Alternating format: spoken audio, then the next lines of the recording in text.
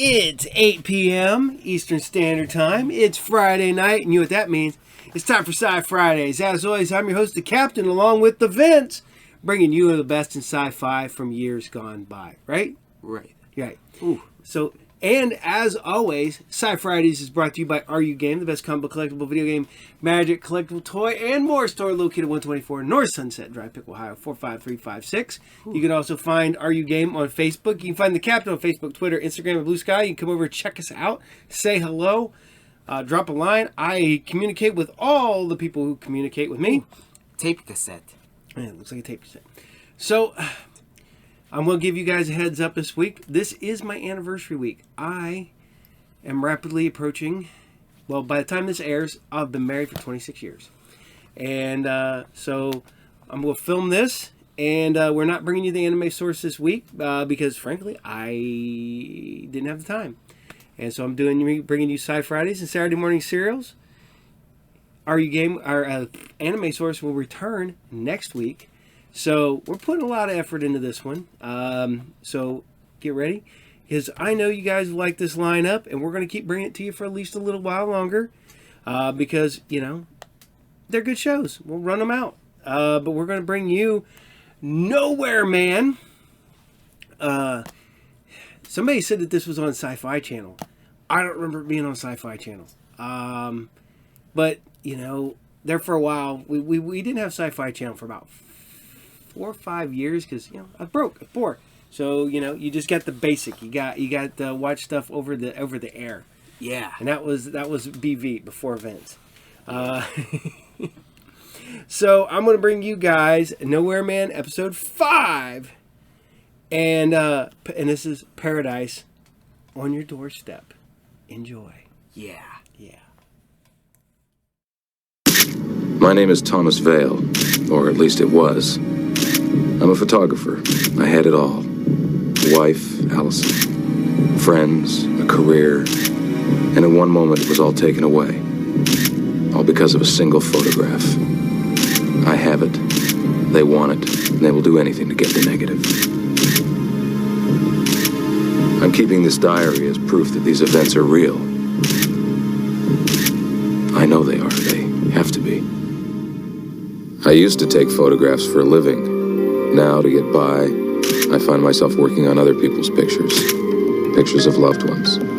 An attempt to preserve memories. More than once, I've stopped to remember when I had loved ones. When I had memories worth holding on to. How you doing? Good. I'd like to get some doubles. Oh, okay, no problem. Just mark down what you want. About an hour? 90 minutes. What else is new? Sure. Okay, great. That's yours. Thank you.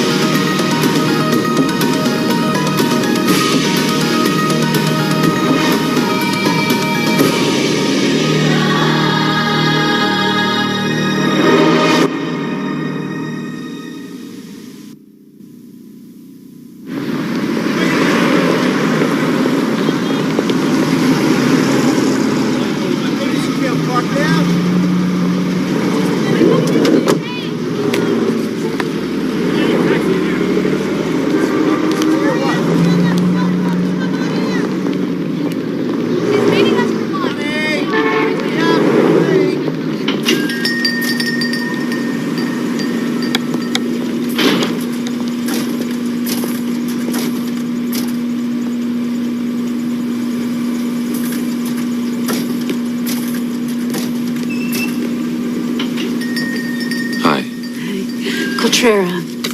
I have one roll. Here you go.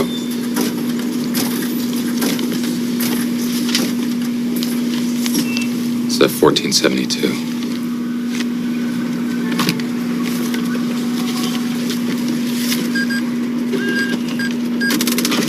Do you mind if I ask you a question? Just noticed when I was printing up some of your shots that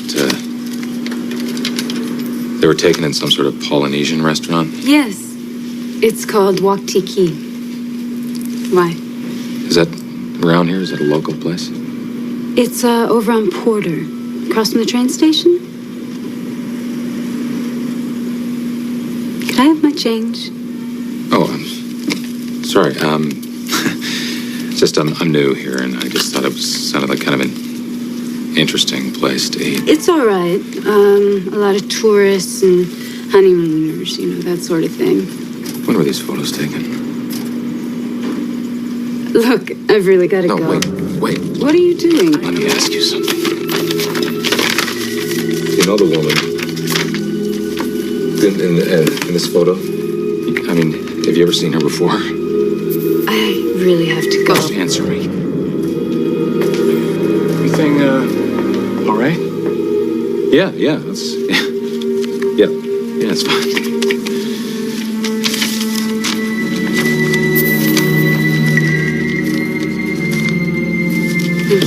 You bet.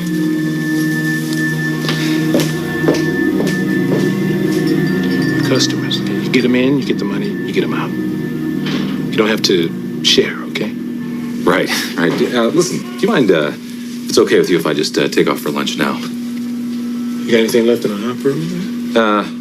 No, nothing that can't wait. Look at you got it. Great. See you in an hour. Thanks.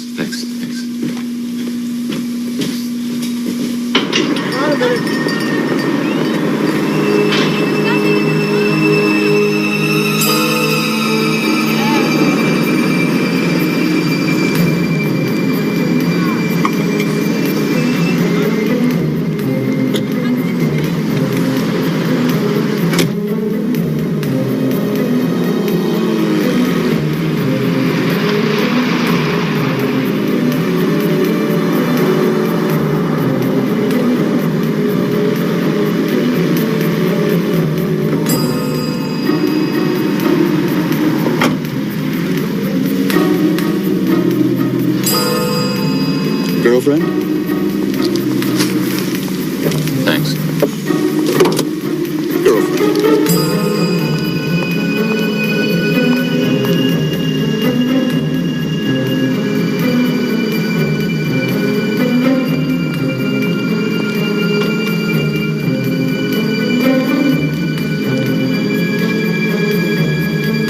Passengers for charter flight 20, please assemble on the tarmac.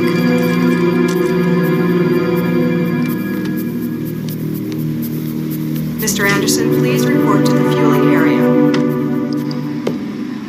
What are you doing here? I'm not going to hurt you. I just want to ask you a couple questions about the woman in that photograph. I don't know her. I've never seen her before in my life. Why did you run from me?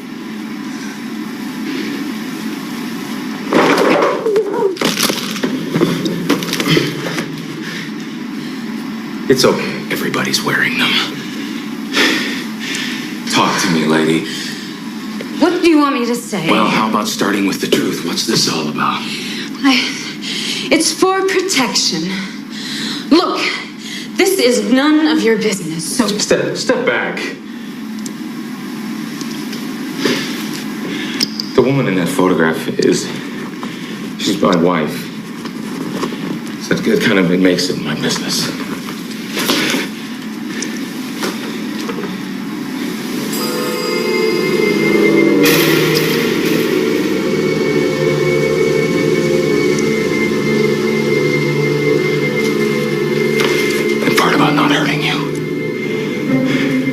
Second thoughts. Who are you? Who do you work for? I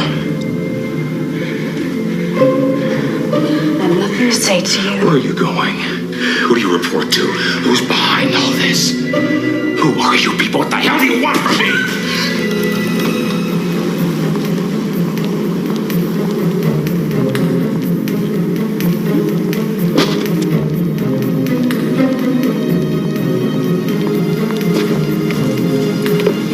get away with this. You're not the first person to tell me that. Come on.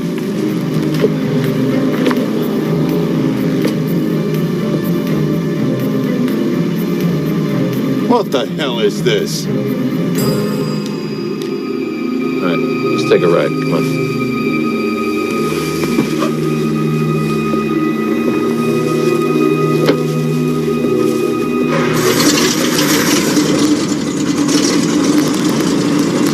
Virginia. Anywhere near Langley?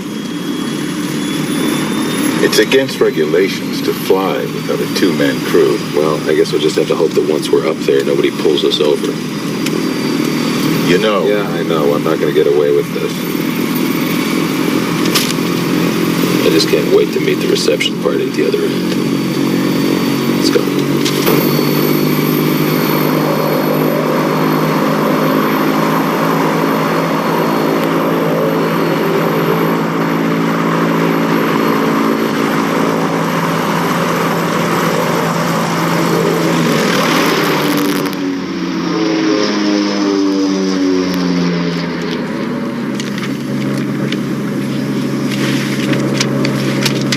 About time to contact Indianapolis Center. You're a flyer. No, I've had some hours payload, mostly. Navy? Press. Indianapolis. Come on. Indianapolis Center, this is Grumman 77 Alpha Quebec at level 250. 77 Alpha Quebec, maintain 250, over. 7 Alpha Quebec, maintaining 250. Good afternoon.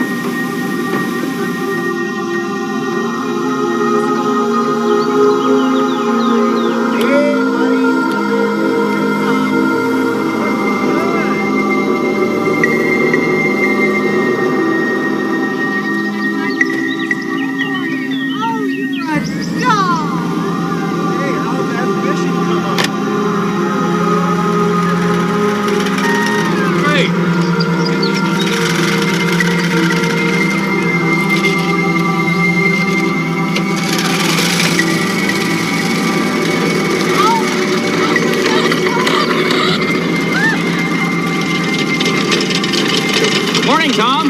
Sleep well? Hi, Tom. Hey, Mr. Vale.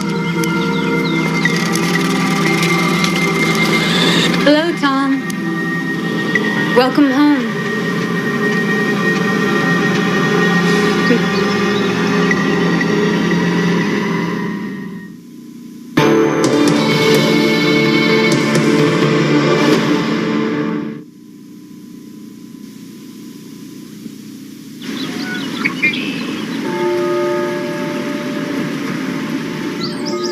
It looks like they've got you pretty well set up. Wow. This is really nice. Maybe we can work out a trade. You know, once you've been here for a while, you can pretty much bring things around more to your own taste. This is just sort of a starter kit. Oh, I know. It takes a little getting used to. But you'll get there. What is this place? This is your home. Well, I mean, you're home away from home. It's a place where you can be safe and have friends. Who are you people? Who do you work for? You are hurting me. Where am I? You know what? I think maybe you should talk to Paul. Paul found me and took me under his wing. And that's how I happened to come to New Phoenix.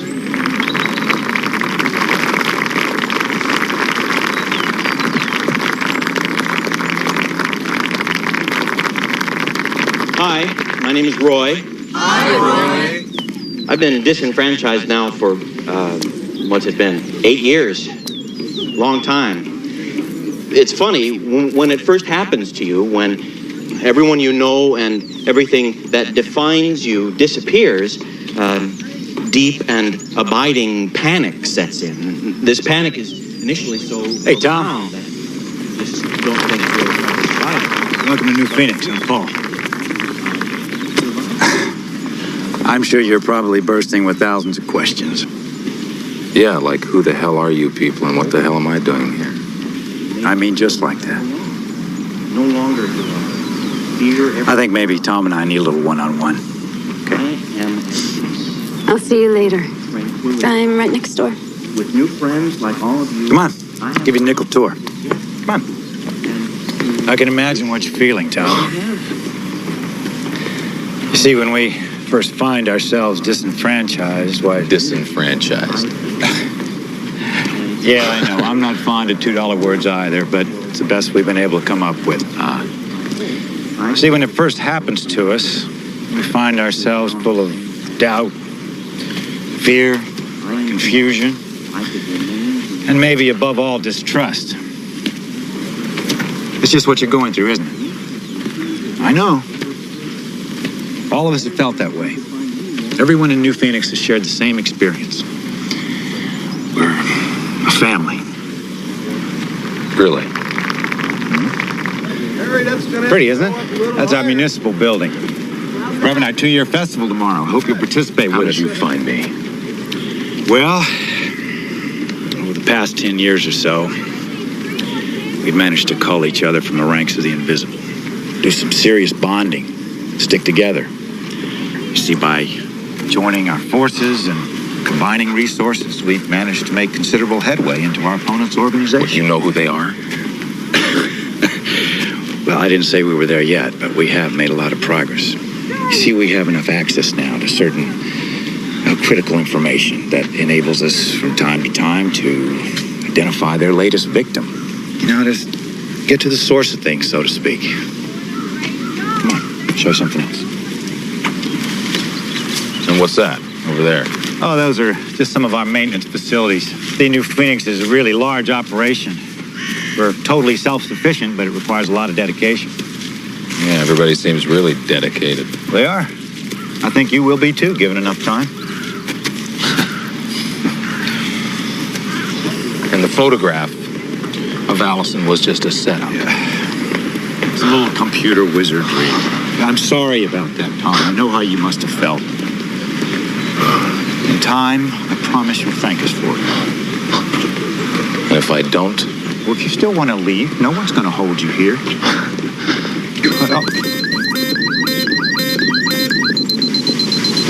Sorry, I should have told you about this. Oh, but no one's a prisoner here. We can only offer protection for our citizens if they stay inside the city limits, Tom. Just a reminder. Kind of an enforced reminder. No one seems to object. I wear one myself. Oh, so we're all in this together. Exactly. Look, just give it a few days. If you still want out, I give you my word that we'll make the arrangements. Personally, I think you'd be making a mistake. You could have a life here. You could have a real life. One without the running, the fear, and the doubt. Maybe, just maybe, you might find some people that you care about and who care about you.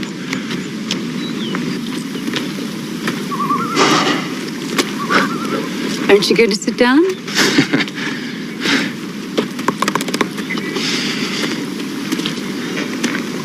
You're still pacing. I'm not not staying here, Dee. No one wants to force you, Tom. You didn't give me much choice about getting here. I didn't do anything to hurt you, Tom. Not in any way. I just wanted to give you a chance. What, to be happy? Yeah. To be happy, to have friends, people who care about you. Dee. Isn't this, this place, all this, the rules, the people, isn't this just another way of giving up? How can you say that?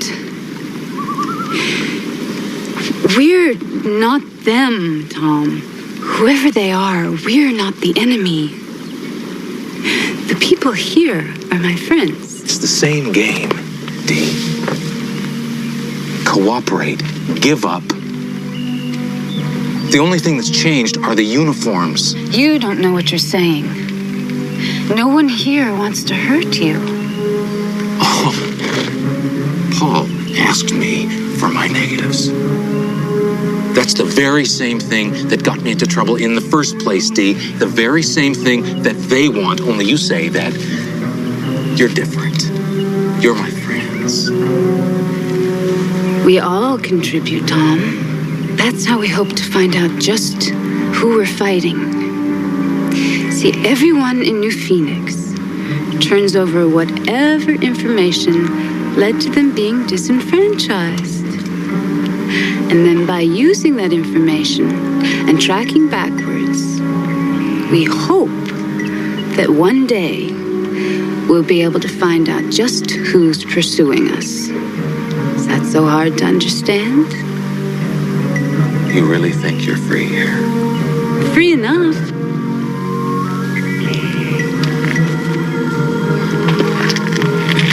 You take me home now.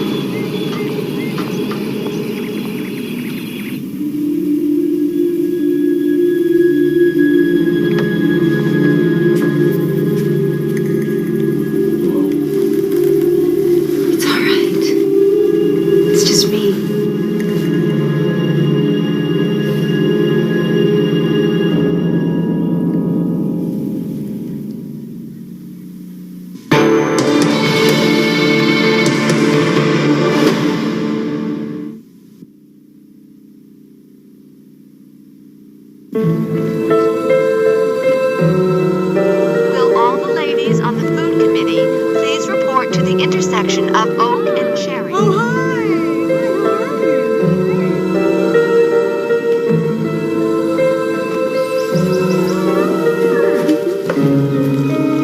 Morning, Dee.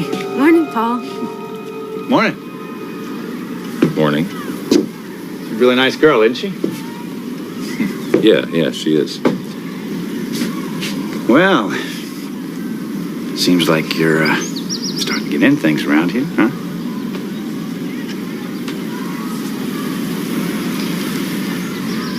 Tom, hold on a second. Tom, look. I'm sorry. I didn't mean to embarrass you. You'll find we're pretty liberated about that kind of thing around here. How nice for you. You know, your donation to New Phoenix could prove to be very valuable to us.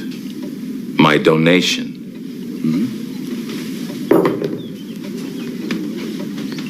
You mean my negatives? Yeah. I mean, we've made a lot of progress here.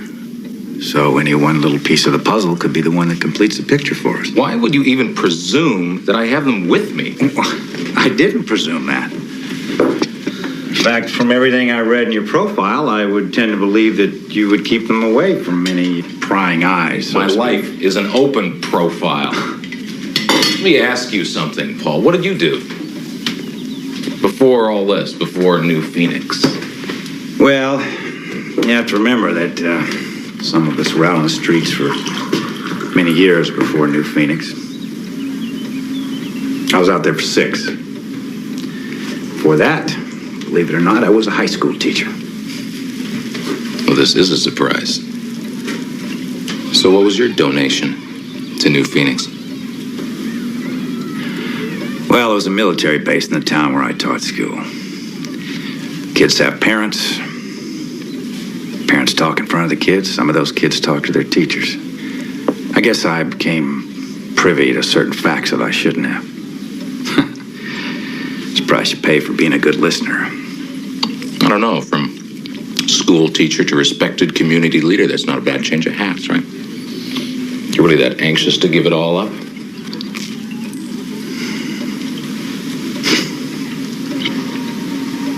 Well, you just can't let go of it, can you, Tom? What's that? Oh, you're almost inborn hostility to anyone in authority. For what it's worth, my position here in New Phoenix is an elected one. I didn't seek it out. But it suits you so well. And I guess we both know that elections don't always go as planned, right? I feel for you, Tom. You've managed to build a prison around yourself. You've put up all the walls, brick by brick. And you know what the sad part of it is? Is that even the people who have your best interest at heart can't get in. Let me show you the door. I know it is. The Fun and Games Committee is now late turning in all names for the first race. Please act quickly. They did a beautiful job.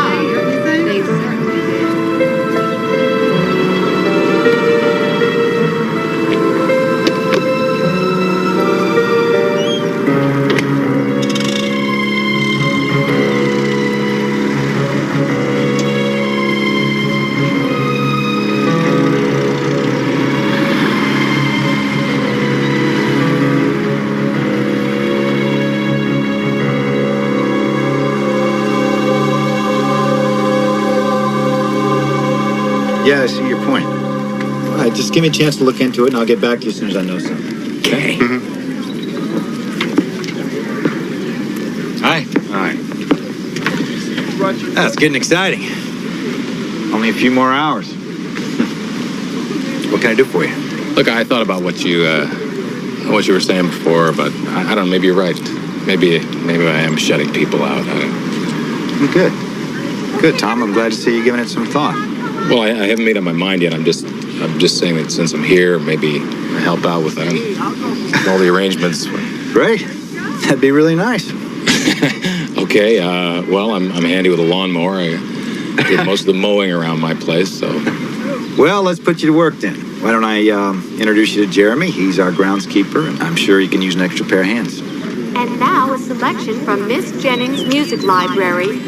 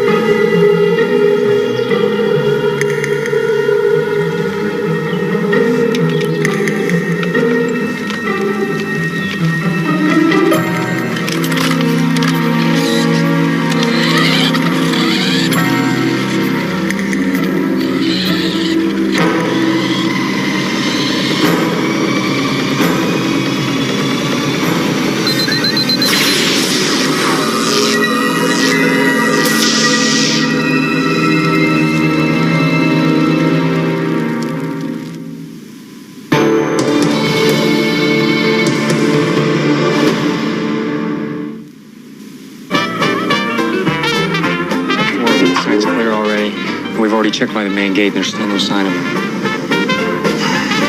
All right. Maybe he just wandered too close to the gate and set off the sensors.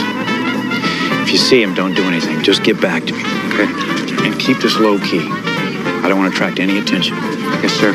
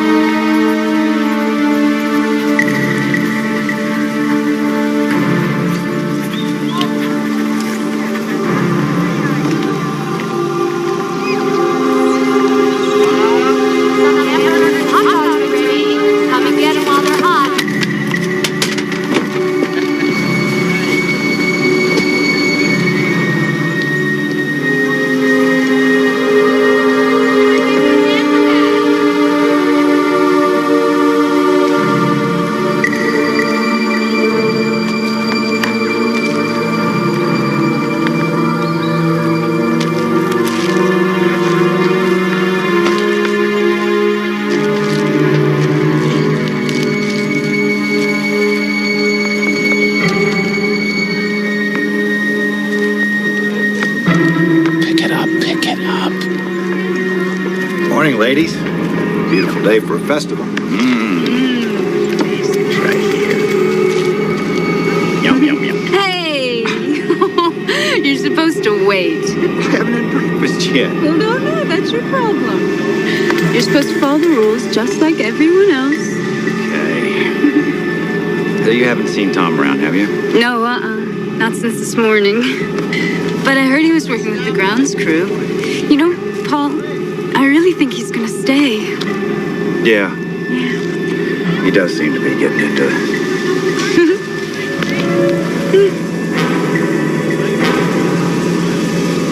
See you later.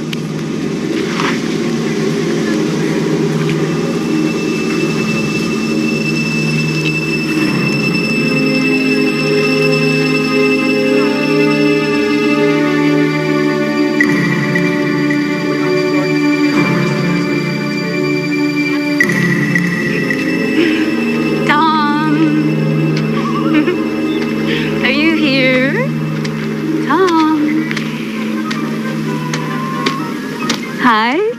Hi. Will Becky and Bob please make sure these clowns find What's the wrong, right Tom? rescue trailer? What do you know about these bracelets? What do you mean?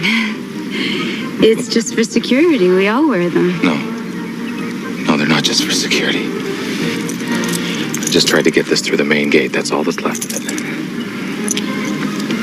Tom, that's against the rules. You're not supposed to take them off.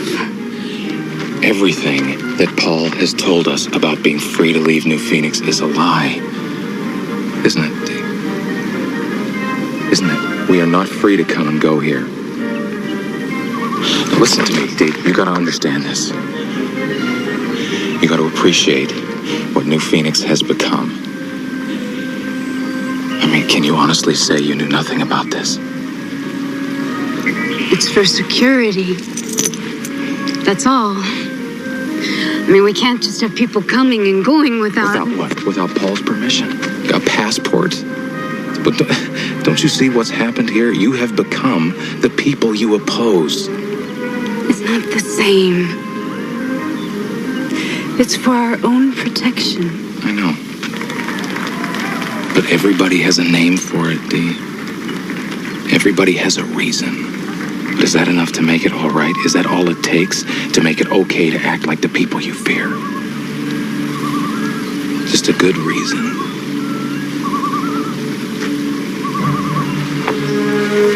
What do you want, Tom? If you want to leave, just tell Paul. What's in the maintenance shed? What are you talking about? What's it for? What do they do up there? They don't do anything. It's for equipment and supplies. Then why are they sending food up there? There's a truck that makes regular runs from food services to the maintenance shed. Have you ever thought that maybe they're bringing food in?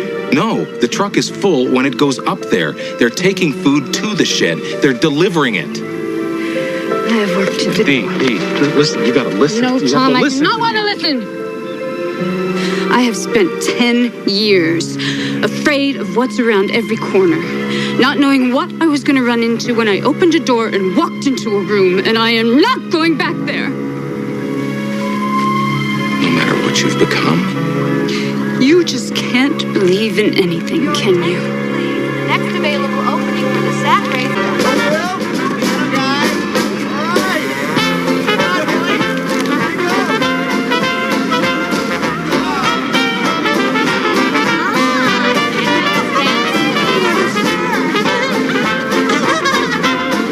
Parents, please be advised that all children under 17 must be supervised at the festival.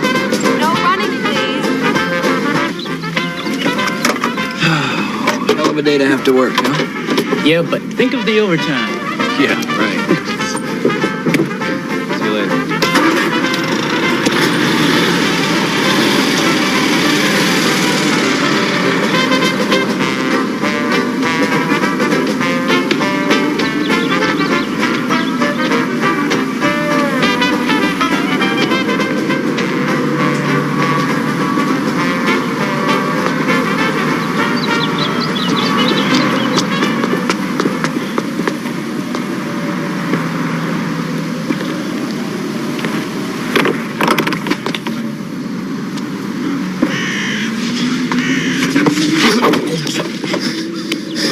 Watch your step, pal, or you'll end up in Paul's summer camp with the rest of us.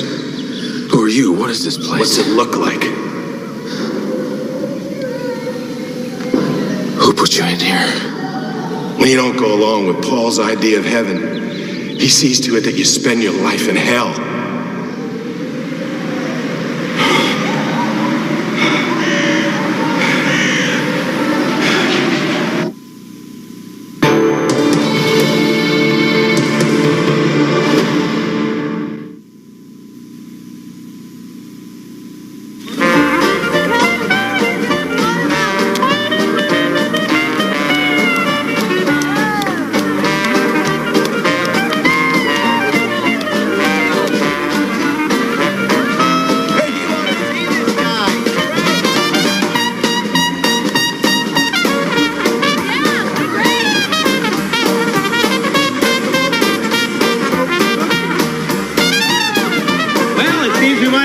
Of ringers in the three-legged event. Beating the pack by a full 6 lengths and without cracking the sweat on Cole. Peggy Rock! Still no sign of him, sir. We have the perimeter completely sealed, and we've got 3 teams working with dogs just on the out-of-bounds side, and 4 teams working the festival. All right. I don't want to see him. Get it done without a commotion, okay? Yes, sir. Now be honest now, guys. You're professionals, aren't you? Here. Now comes the obligatory part of the ceremony. I've got a long list of acknowledgments for some of the folks that helped make this festival possible. I told you it was long. But first off, how about putting your hands together for all that great music that's being provided today by Bill and his Brass Button Band?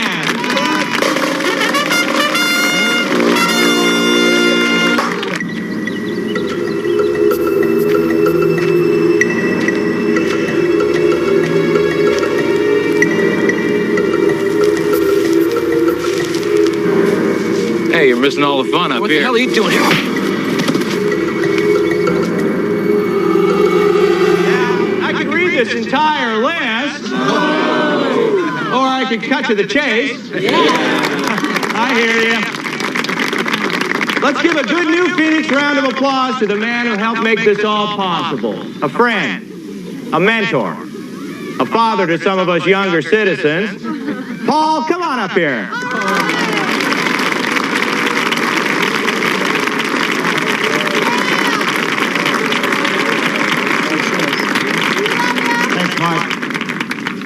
So you having fun yet? Oh, yeah. All right.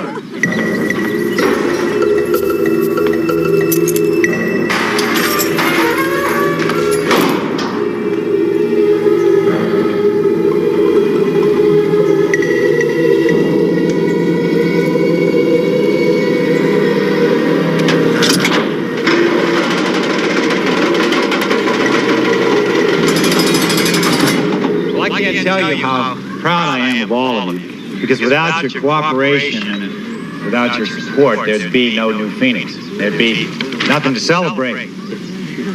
But as warm and as friendly and as comfortable as New Phoenix is, we still have a long road ahead of us.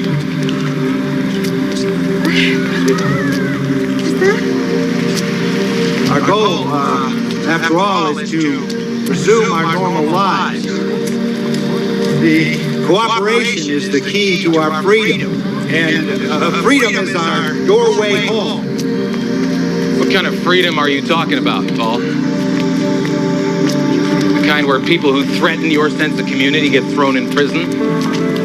I guess Paul never told you folks about his private little Alcatraz. He told you that some of these people had died or been taken ill. Maybe some of you remember Stan. He told me he makes those little glass animals for the holidays. You were told he had a heart attack. And Helen, who ran the local newspaper until suddenly she took ill. No more editorials? Is that the idea, Paul? Look, you have to understand, these people were a threat to our security. I did this for you. I did this for the people of New Phoenix. New Phoenix is working. We are going to stick together. I did this for the people of New Phoenix. New Phoenix is working. We are going to stick together.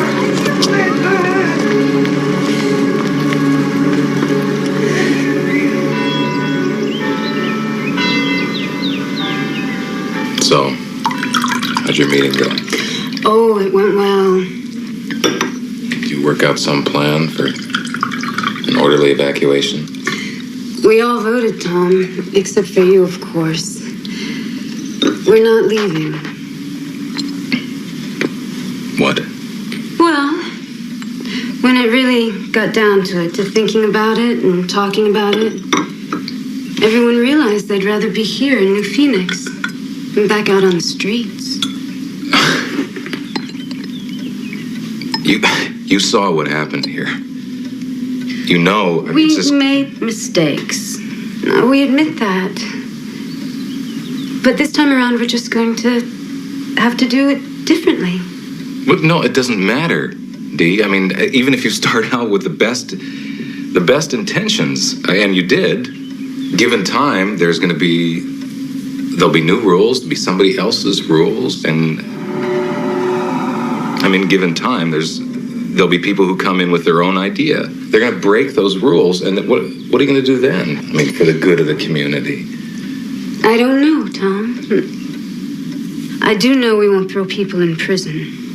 If people don't like it here, if they're not happy, we'll just... Just what? I mean, what will you do? You'll end up with a security risk, and that'll threaten the group, and then you'll have to find somebody to deal with that, and you'll end up with another Paul. We have a new leader. Whoever he is, Dee. I mean, even if his idea, no matter how good his ideas are, ideas don't run the world, people do. They elected me. I know. I was surprised too. But after a lot of discussion, I am one of the founding fathers, or mothers, or whatever. And it seemed like the right thing to do. I've made my first executive decision. What's that? Getting rid of you.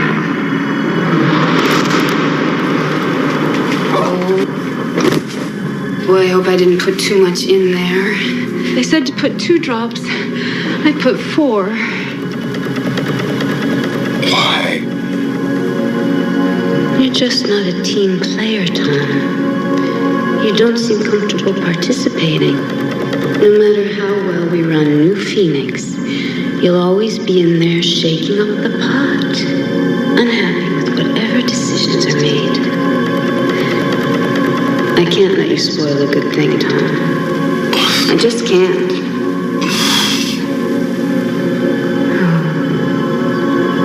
Poor baby.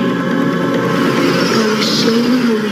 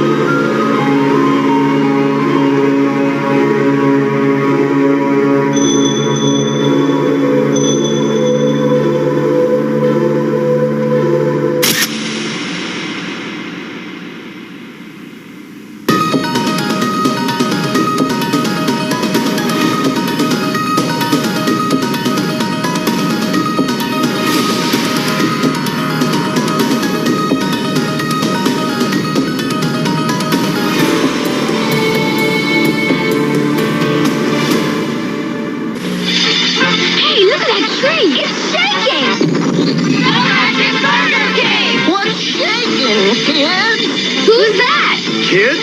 Meet Sir Shake-A-Lot. Sir Shake-A-Lot's my name. Drinking shakes is my game. When Shake-A-Lot's thirsty, he loves a good shake. It's so cold and frosty, it makes him quake. Great shakes, Burger King. With my shivery shakes, we'll have a ball. So I'll cover this table. Look, shakes for all. Great shakes. I love magic. And I love shakes. So, with my baton, we'll have some fun. If you're making shakes, I'll order one. It's a magic shake I'll make right here. When you sip a little, watch mine disappear. That really shook me up, Burger King. He's marvelous, magical Burger King. He can do most anything. He loves magic and food that's fun. He's got shakes for everyone. Burger King, yay! Great shakes. You can roll to your pal.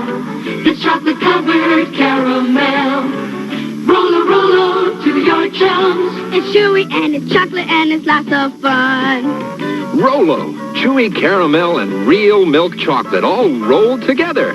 Rolo. You can roll to your friend. It's chocolate covered caramel from end to end. Hey, it's finally here. What you've been waiting for. The Rocky Horror Picture Show 1980 calendar.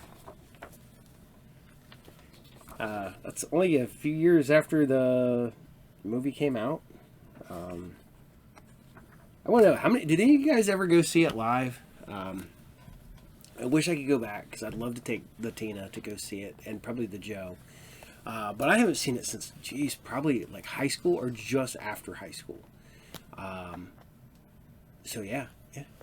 If anybody guys still go see it, let me know. So, all right. So I hope you guys still love Nowhere Man, because we are going back over to the Maybelline Marine herself, Vanson. That's right.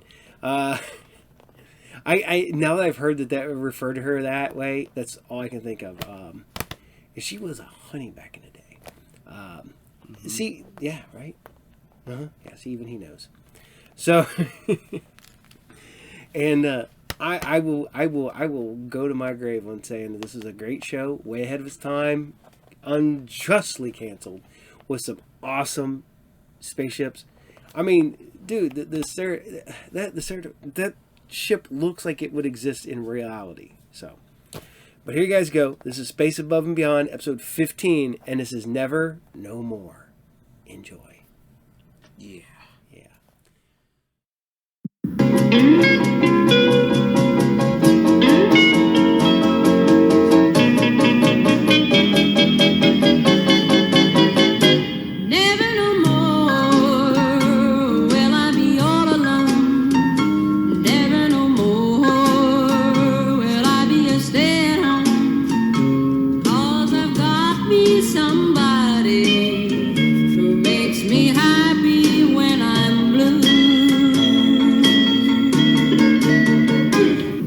Home base, this is Soren Hornets. No enemy activity to report. Currently 7.5 MSKs out.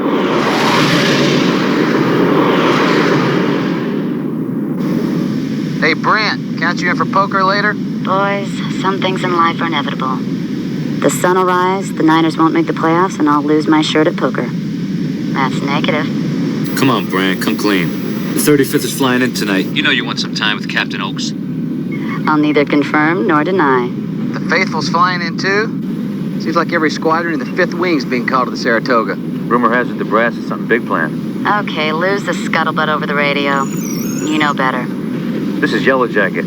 I got an angel on the LiDAR. Confirm? Negative. Roger that, negative. Just the toga at 5.8 MSKs. Juke right! What happened? I got no bandit missile or HUD. What the hell is going on? Lock on to me.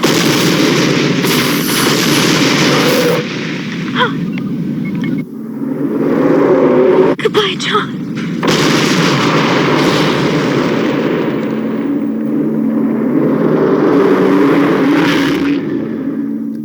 We thought we were alone. We believed the universe was ours. Until one night in 2063, on an Earth colony 6 light years away, they struck. And now, we are at war. My name is Lieutenant Colonel T.C. McQueen. I'm an in vitro, a race of artificially gestated humans. I command a Marine Corps squadron. The 58th. They call us the Wild Cards. We fight when called. In space, on land, and at sea. To lose this war means more than defeat. To surrender is to never go home. All of us must rise to the call, above and beyond.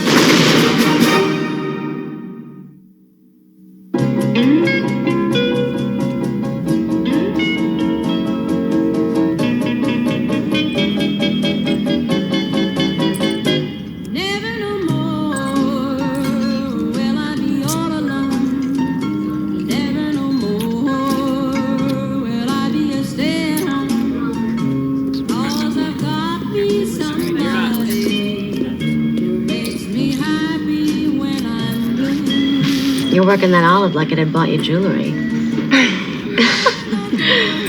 Well, I'm over this month's limit, but I know there's another drink's worth in this pimento. Shane the nun there still has this and last month's limit. Oh, but it's going fast. Hey, Shane, what's with you? You've been, I don't know, kind of weird ever since they said the 35th was flying in. I don't know. I can't help this feeling. Something's gonna happen, you know? Something's coming. Is this because of all the talk about the old man planning a big offensive? No. I think I know what her problem is. 7 months in space can make a girl fidgety. And this ship is looking awfully gray and cold. And I, for one, am getting sick and tired of looking at nothing but rivets. King. Trade of the Fin. Queen of the Joker. And a bullet to G.I. Jeeked. And I don't even need to see another card. I'm out.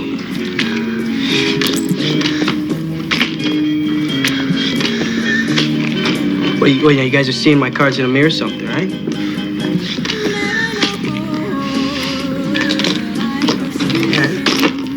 I thought in Vitros were supposed to be bad gamblers. Well, don't look at me. Talk to McQueen. Talk to Colonel McQueen.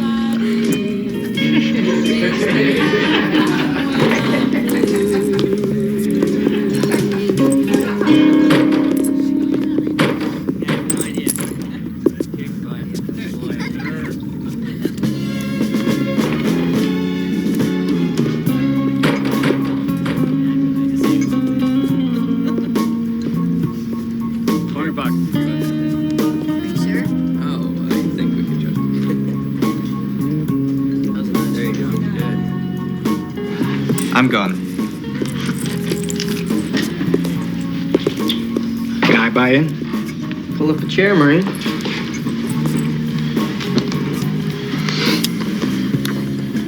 You guys seen any action? We're the 58th. Not bad.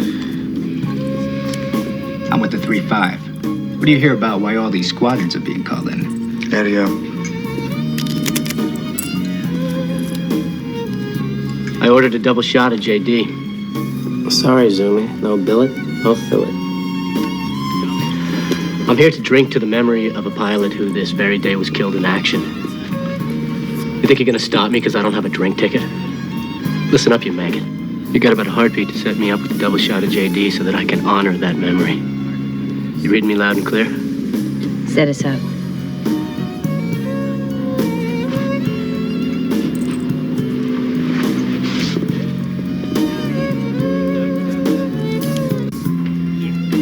Friend of yours? More than a friend.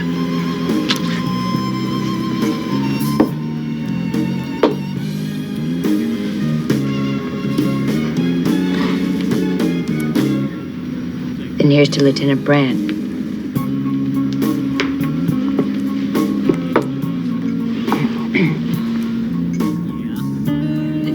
You look older. You don't look like a boy anymore. I'm not. He disappeared about 100 of these ago. 100 more than just a friend? She's the only one I've ever felt this way about. Since you. Some soldiers we talked to at Fort Bradley said they heard we're going to land an invasion force at Hermes, then planet hop to a full-scale invasion of the Chig's home planet. They don't know the Chig's home planet. It's not what I heard. I think we're going around Ceres. They're calling all the squadrons in for an airstrike at Cora. There's not going to be any airstrikes if they don't figure out what's going on out there. The entire 42nd Squadron got it today. Killed Captain Oak's girlfriend, Lieutenant Brent. No one knows what hit him. There's no Chig squadron on the lie down, nothing? It's no squadron. One plane. Chigs always fly in groups. Not this one. Air Force guys in the Feynman region are calling it Chiggy von Richthofen. Chiggy what? Manfred von Richthofen. German ace of aces in World War I. They called him the Red Baron. They seen it? They say don't even look. Because if you see it, you're dead. You might as well be talking about ghosts and werewolves because there is no such thing. There is no Chiggy von Richthofen. You sound like a bunch of old women at a quilting bee. If the Admiral has plans, we'll know about it soon enough. Till then, I raise two.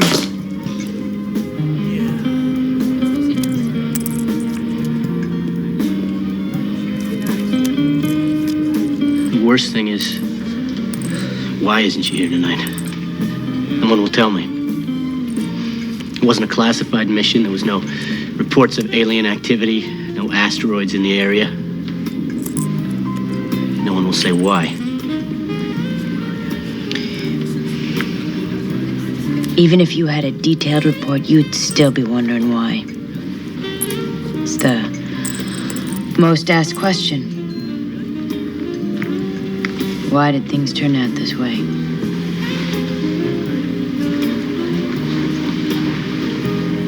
Thanks for the drinks.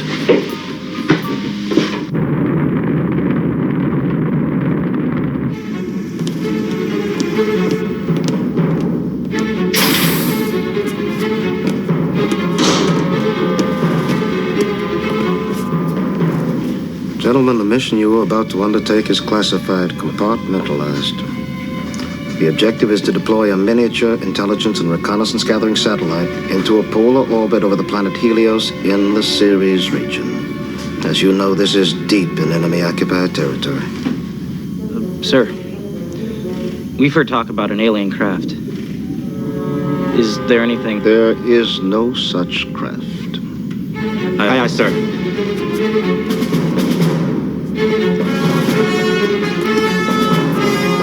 Stand by for Hammerhead launch sequence in 10, 9, 8, 7, 6, 5, 4, 3, 2, 1, launch.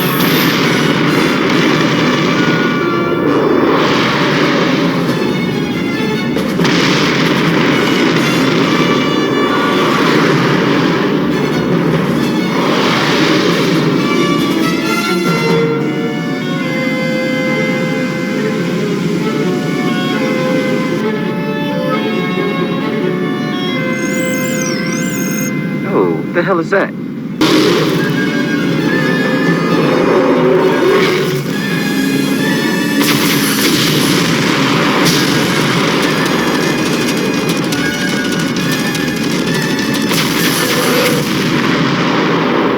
The second plane was shot down moments afterwards. Rumors of its existence are rampant. At what point do we inform our people? Inform them of what? Our pilots never had time to describe it. It's cloaked or scrambled at EMS so no one can see it on playback. We don't know what it is. All we know is what it can do. And we appear to be helpless to stop it.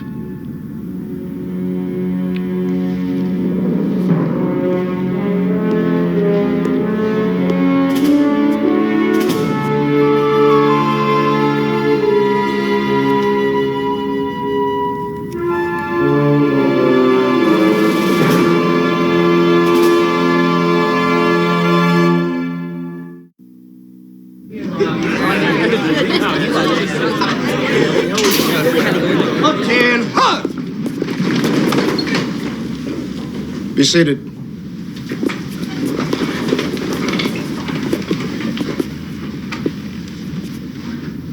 I am here to ask an entire squadron to volunteer for a classified mission in the Ceres region. Sir, I volunteer the 58th Squadron. Sir, you specified an entire squadron. Regretfully, the 35th is down a man due to a recent casualty. Sir, the 35th Squadron has flown extensive missions within the Ceres region. Respectfully, we have more experience, sir. Experience is what we need. You get the call, 3-5. Thank you, sir. Sir, in that case, I volunteer to fill in the 35th vacant slot. Colonel? This is an important mission.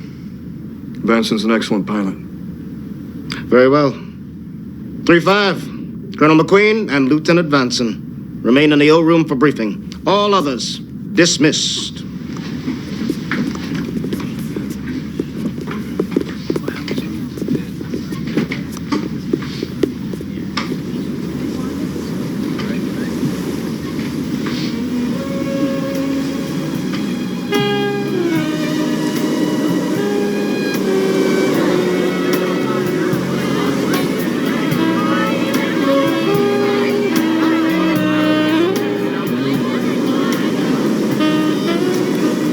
Looking everywhere.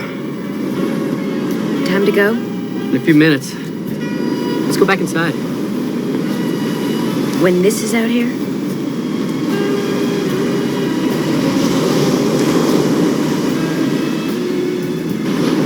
Right there. Right in the top center area. The Sea of Serenity. That's where I did my Marine Corps high-intensity survival training. Must have been even more beautiful to stand up there and look back. Only because I knew you were back here. This song was brought here on an optical disc so I could play it tonight. This is for Marine Lieutenant John Oakes and Shane Vanson. What is this? It's 95 years old.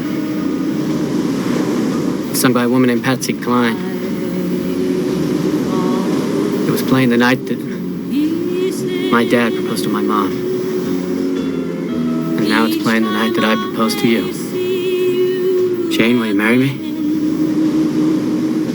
I mean, maybe not now if you don't want. It looks like I'll be stationed on the USS Lincoln for a while. Baby. Shane, I know what it's like to be away from you. For months, let alone. I can't take it. I can't envision a life without your eyes looking into mine. I have no doubt, no fear. I could happily belong to you. Forever.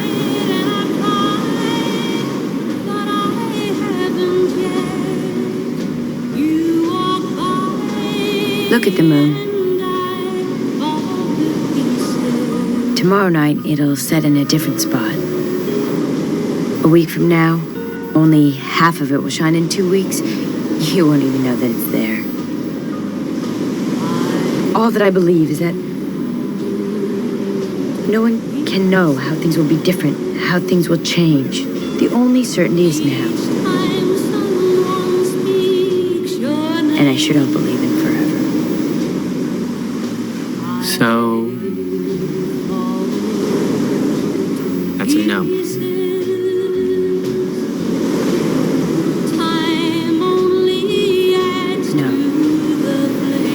That's let's see where the moon is in 5 years.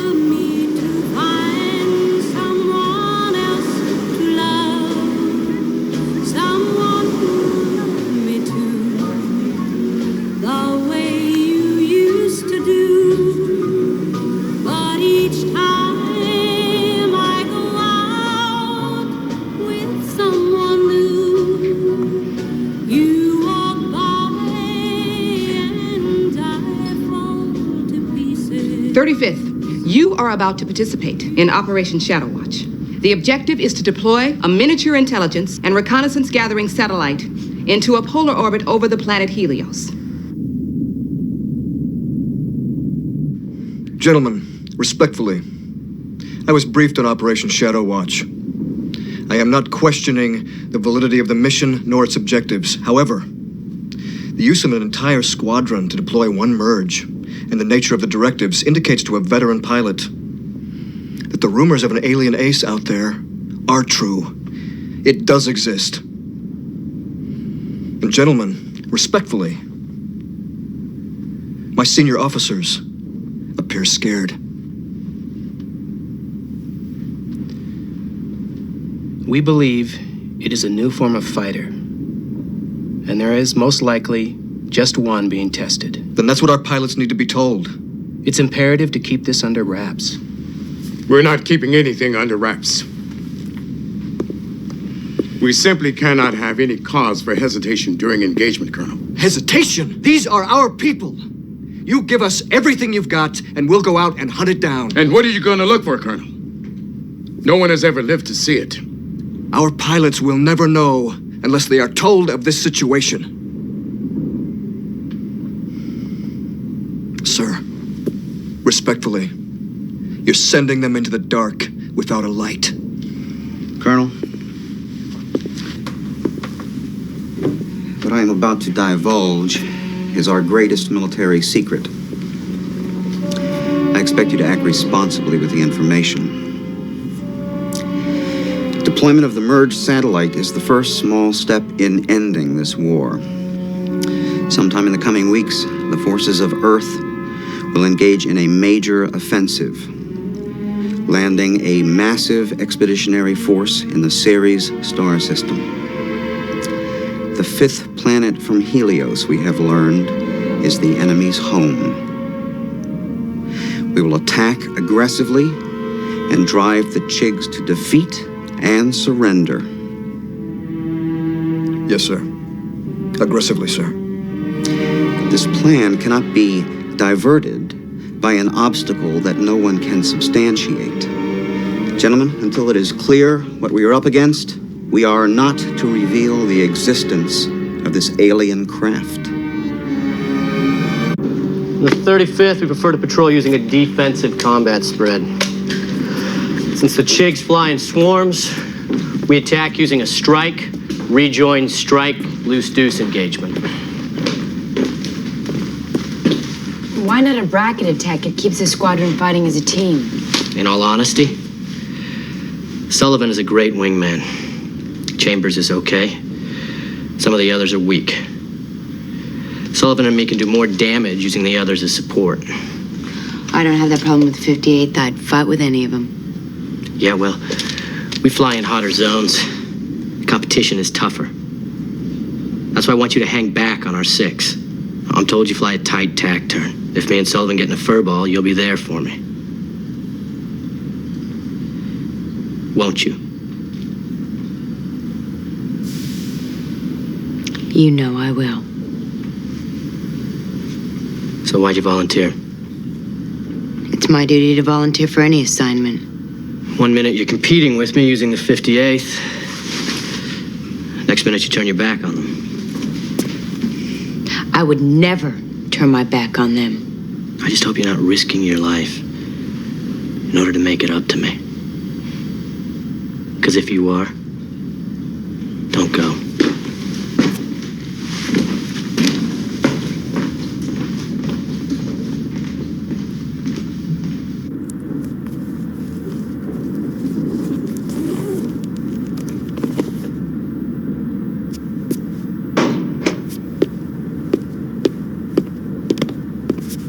Now you're one of them?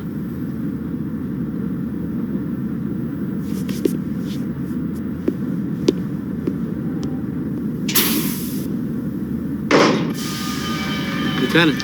Sir? Good luck. Thank you, sir. Lieutenant. Sir. Good luck. Thank you, sir. Lieutenant. Captain. Remember, I want you to remain on my maximum 6 in formation. Yes, sir. I know pilots never want to talk about this. But for me, prior to each mission, I like to shake everyone's hand, in case it's for the last time.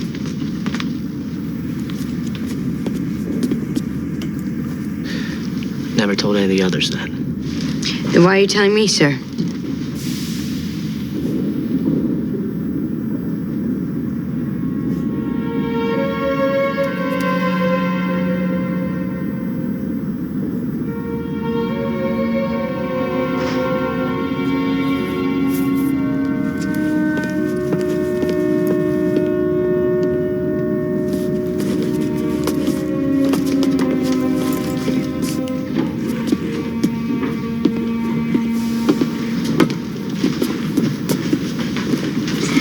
Is that mic hot? No. For telling you this, I could be court-martialed. There is something out there. Alien ace or new weapon. Suspect everything. Assume nothing. If engaged, get the hell out. Consider anything you see compartmentalized and then report back only to me. Colonel. Am I doing the right thing? This is an important mission. You're an outstanding pilot. Am I doing the right thing? You mean if you're doing it just for him? There has to be something beyond this war.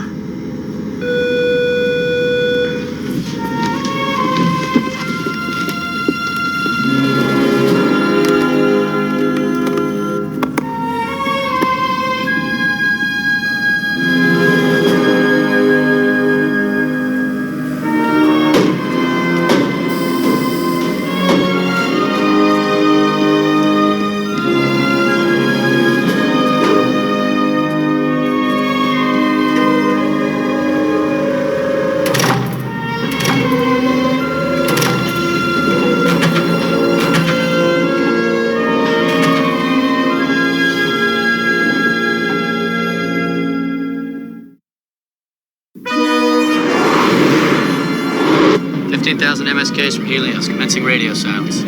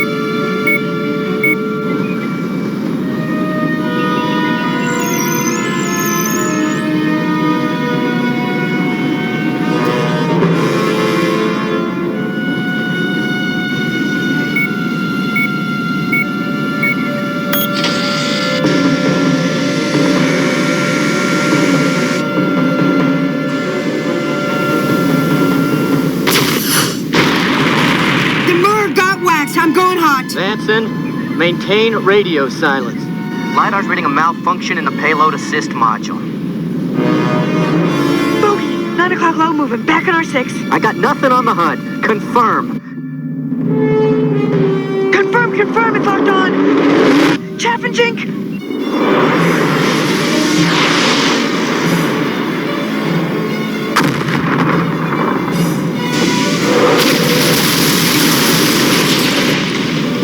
Fox 1.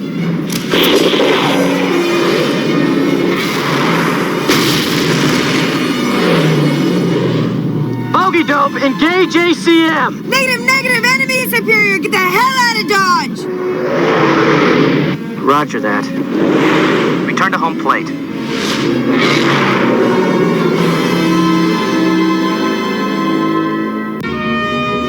35th, requesting clearance to double. 35, you're clear to Bay 5. Copy, thank you.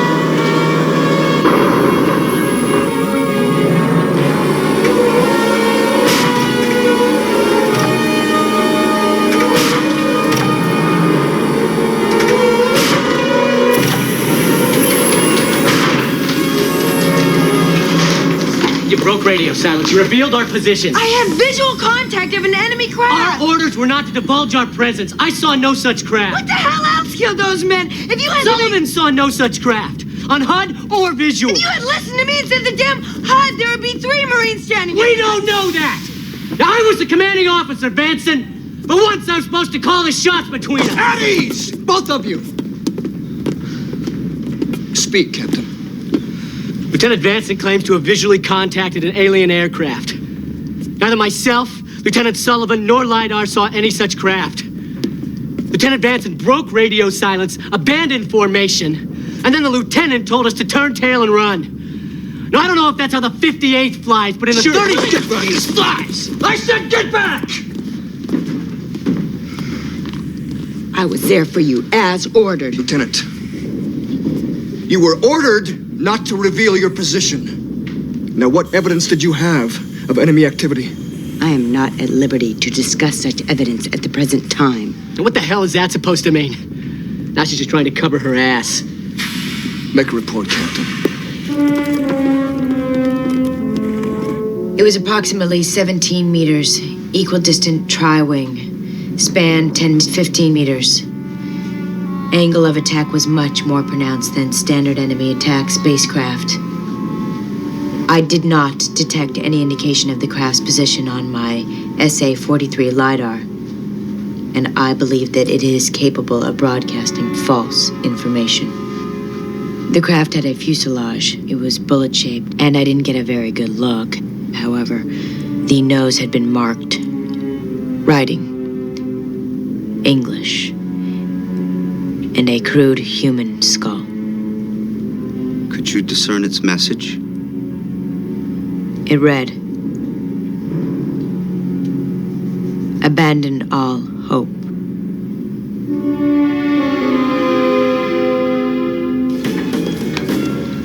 Aces of eights.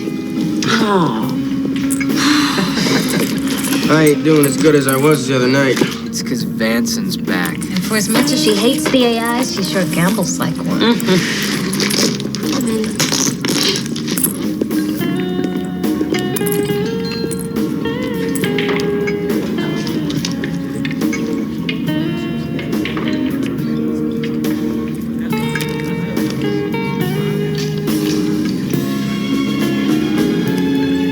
Who's light? Vanson. You in? Vanson. Let her go.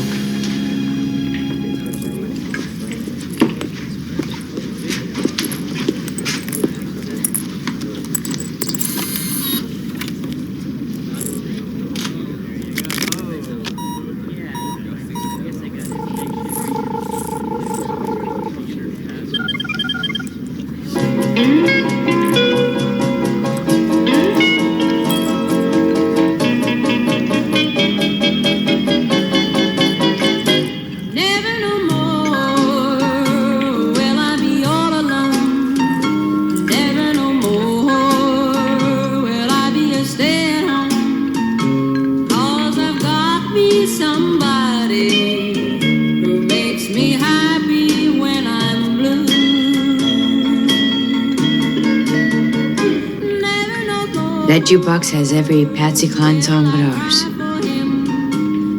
Just as well.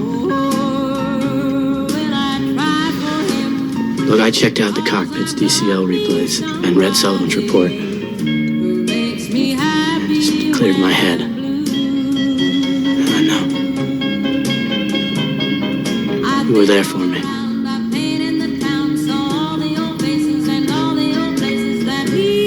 This time.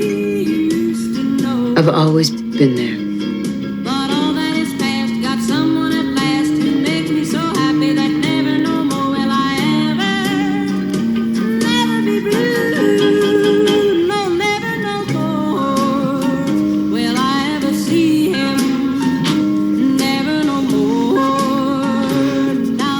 I hate the words you said to me that night. Because I've come to believe them. It all started that night. I drifted away after I could never imagine you being out of my life. war began. After everyone thought there'd never be another. Promotions, reassignments. Shane, I've seen so many people die.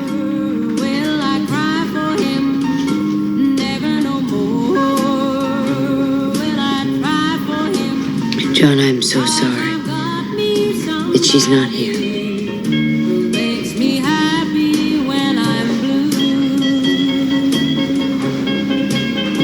But I'm not sorry that I am.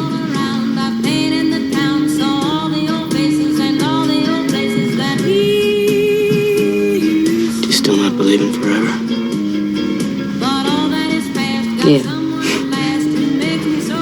Only unlike that night, I'll no longer surrender to it. And the more something in life seems inevitable, the harder I fight it. And I now know that giving your life to someone doesn't have to mean dying.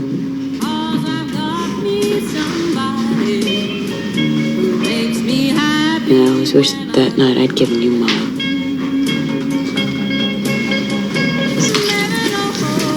Hey guys, it's true. There is a Chiggy von Richthofen. Ross announced we're all to report to a briefing at 0700. I believe one alien fighter is responsible for wiping out the 19th, the 31st, and the 42nd squadrons. They confirmed this would kill Lieutenant Brandt.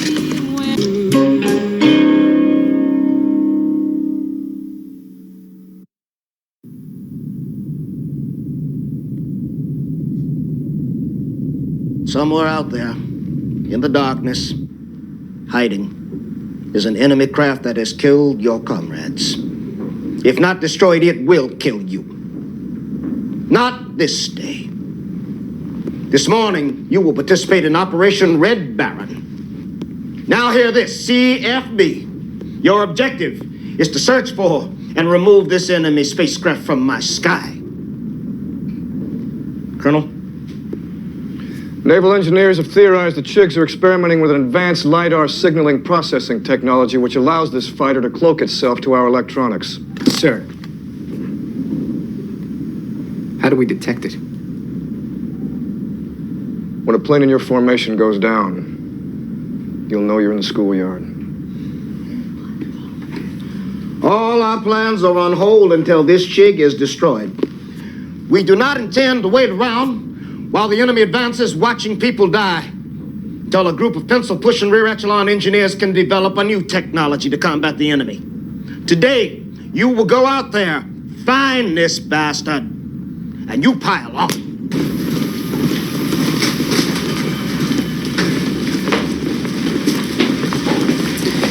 Captain, for this mission, we thought you might want this.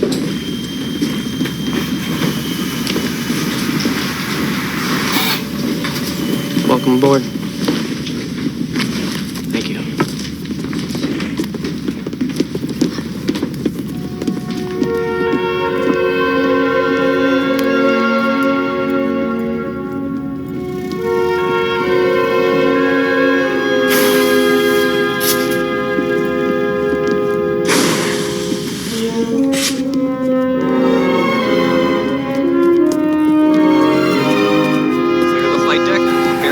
Engagement sequence.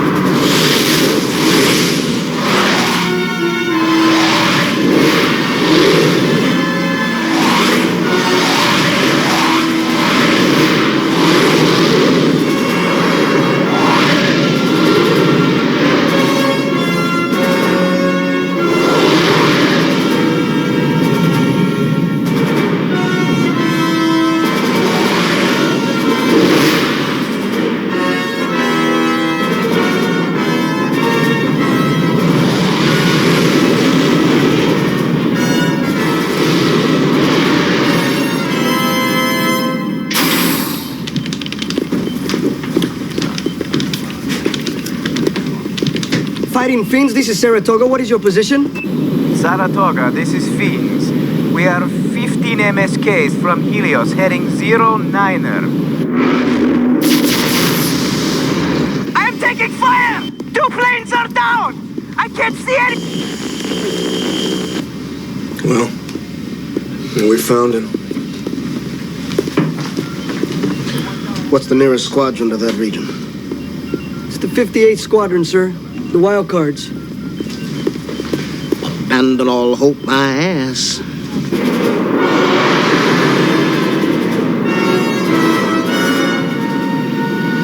Saratoga, this is Wild Cards. Current position is 5 MSKs above Helios. Currently...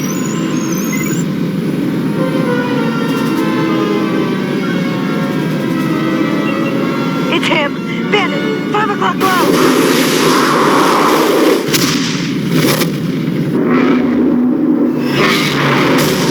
Dig!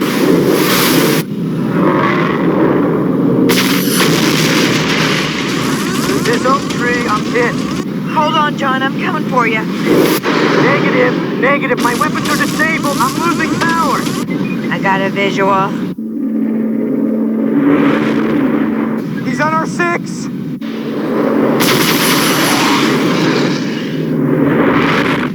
Regroup!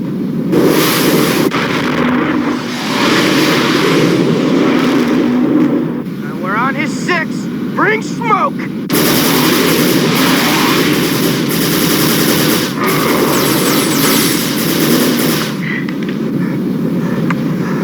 I've lost contact.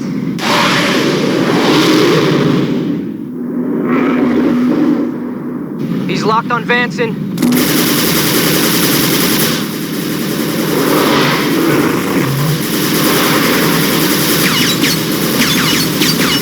The cannons ain't doing jack! I can't shake him!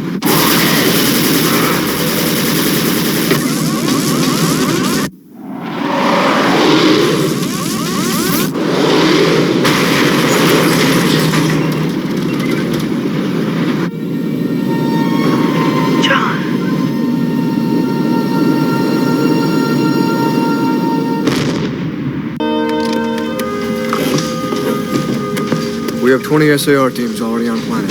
Shane, I saw a flash beneath the clouds. I bet he ejected his cockpit. They'll find him. His hammer didn't explode on impact with the Chig. Yeah, I'm sure he made it.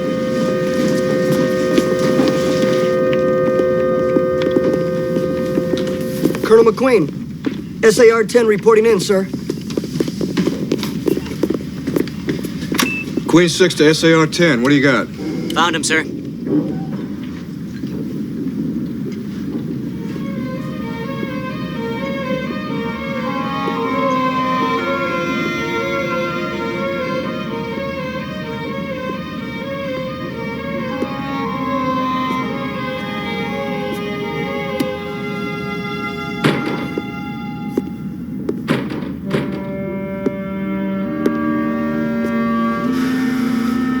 SAR teams have found no remains of Chiggy von Richthofen. He eluded the kill. He's still out there. John?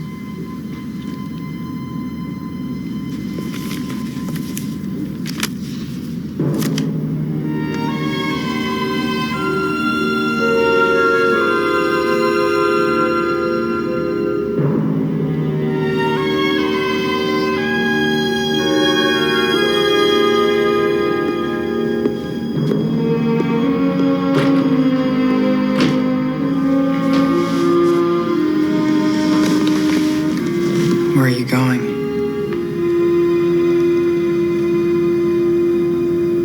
To fight the inevitable.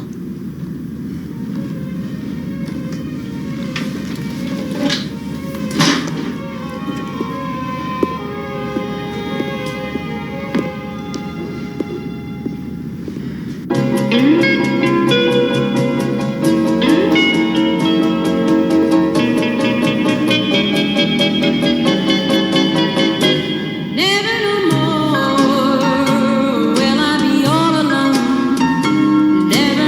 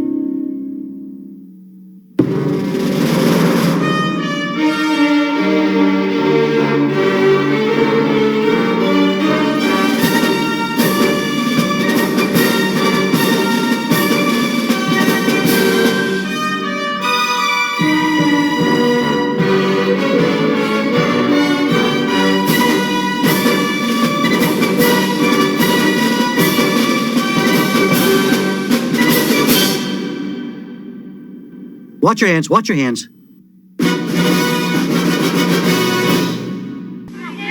Hey, what you eating? A neat candy bar. Boy, is it crispy. Sounds good. Smells peanutty. What do you call it? Whatchamacallit. Whatchamacallit. That's right. What's right? Name. What name? Whatchamacallit. You forgot the name? Whatchamacallit, the totally different crunchy bar of peanutty tasting crisp drenched in chocolate. Whatchamacallit from Hershey. You can ask for it by name. Can I have some of that? Some of what?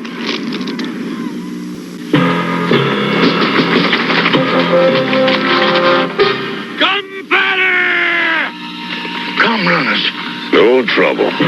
No matter what the odds are, you're always ready for a gum fight with Hubba Bubba. Cause soft, juicy, delicious Hubba Bubba lets you blow amazing, no-stick bubbles that won't stick to your face. That's why they call them gum runners. Big bubbles, no troubles. Bubble gum. So, Vince, you have a good day today? Yes. So, you having fun here with us tonight? Yes. Tape cassette. Yeah, you have a Drew tape cassette on there. So, do you like doing a show with Daddy? Yes. You like doing a show and saying hi to everybody? Yeah. Yeah. You gonna say hi, Autumn? No. No, you're not gonna say hi to Autumn. She says hi to you all the time on the show. But about Aaron? No, we're not talking to Aaron. Aaron's our friend, and awesome person. So, but all right. So you wanna go to the next show? Yeah. All right. So we're going over to. I hope you guys still love the Space Moving On, because we're going to be going for a little bit long. We don't have a whole lot of those left. We're over the halfway point at this point, so just letting you know now. Sinbad has multiple seasons. Swamp Thing has multiple seasons, so we're good on those. Bone Chillers and Nowhere Man, no, 1 season each. So, and that's the plague of sci-fi. They either have 1 season or several seasons. And some of them don't even finish. Some of them end on a cliffhanger, and that's all you get. I'm looking at you. So many sci-fi shows. And now, the kids were complaining at the shop the other day, and they were complaining about how I was like, hey, you didn't watch Alien Nation when it appeared on Fox TV back in the day. Ended on a cliffhanger. I think it took 5 years for us to get the made-for-TV movie, and then it wrapped everything up. Yeah, it took forever, it felt like. So, all right, but we're going to go back into the swamps, because don't bring your evil to the swamps. We were just talking about Alan Moore today, and God, Alan Moore's run on Swamp Thing, one of the best. Nancy Collins did a good run too. Stephen Bissett, Tim Veach, so many good people worked on Swamp Thing. But you go back to the classic, Bernie Wrightson, Lynn Wayne, boom, great stuff. But here you guys go. This is Swamp Thing, episode 18, and this is The Watcher. Enjoy.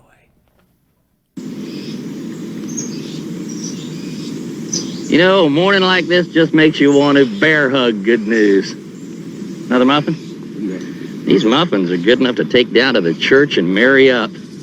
Well, I'd like to take the credit, but that girl at the house made them. Hey, Lamar, are we here to fish or eat?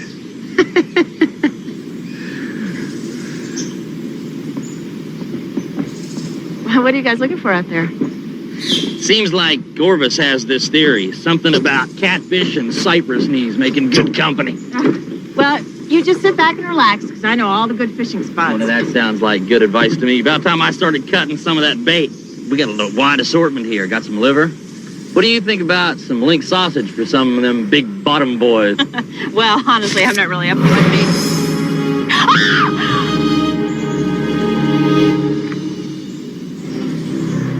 Well, Mrs. Kipp, all I can say is I'm sorry you had to see that.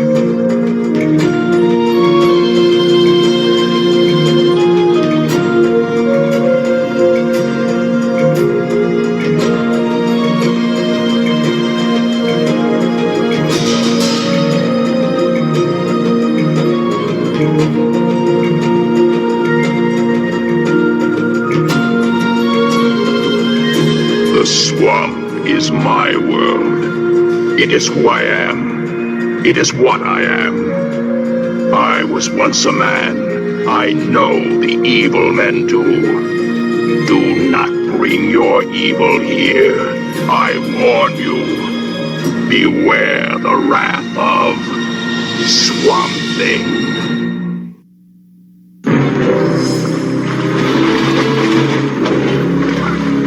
Bring around here, Orvis. Stop struggling so much, Missy. We're just trying to make it look like a swimming accident.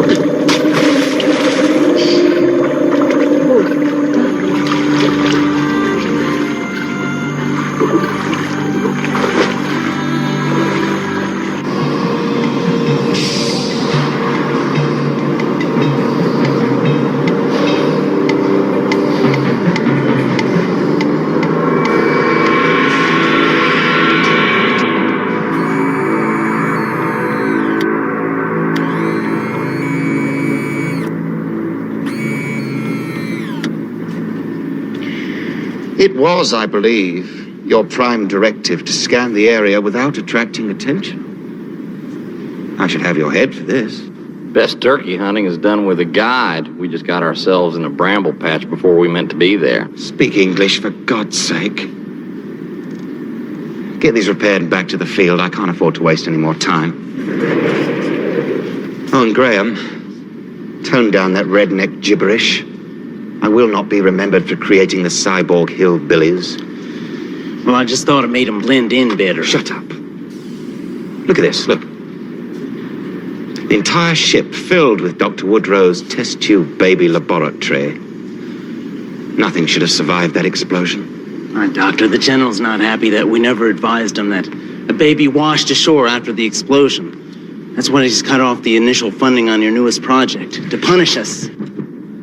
The General overreacts. That baby was simply one of Dr. Woodrow's immature and incomplete experiments, with no scientific value whatsoever. Maybe so, but the General's concerned that no trace of Dr. Woodrow's work on synthetic human growth be discovered. Even though we know where the baby is, he's afraid there may be more mature specimens out there. Damn it! I am a scientist, not the General's bloody public relations man. Well, sir, obviously that is not the case, or you wouldn't have needed to build us. Don't you dare talk back to me, you mechanical moron! Your prime function is to look for mature specimens that may have survived the accident. Is that clear? Yes, sir, that's what we were doing. Fact is, we were on to something real interesting before we was detoured, as it were. But when we do find them... Yes. Wonderful weapons, these stiletto siphons. Capable of extracting every ounce of fluid from their prey. And since the human body is 80% fluid, well, cleanup should be a cinch. Now, scan this carefully. You are looking for a human being, adult, with one of these lasergram tattoos on their leg. You're still trembling. I'm still scared. I've called over to Bowman. They say they're investigating, but I'm sure they'll find out exactly what happened.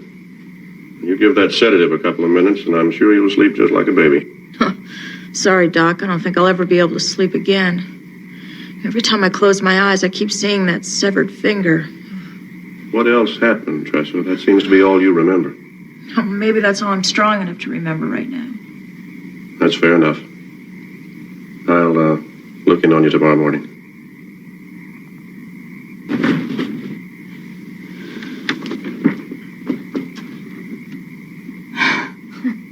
It's only Will. He's helping.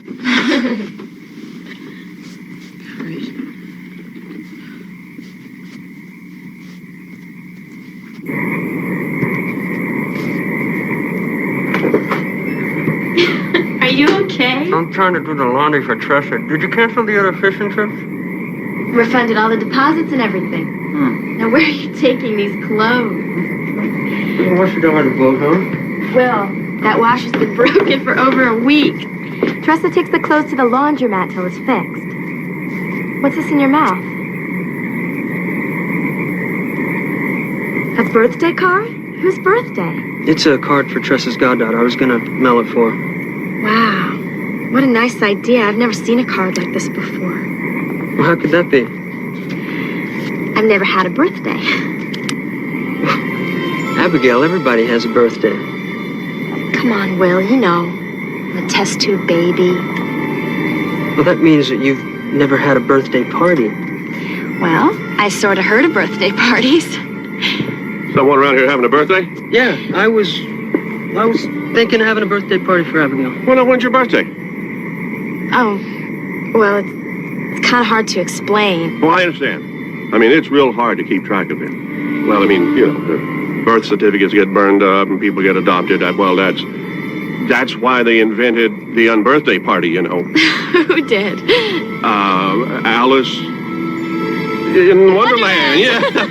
That's something you ought to look into, Will. I mean, that could be a big help to Tress. I mean, she needs something to brighten up her day. Oh, it would be fun to have a birthday party. We have to do it. What can I do to help? Wait, Abigail, the party's for you. You just kind of sit back and watch us make it.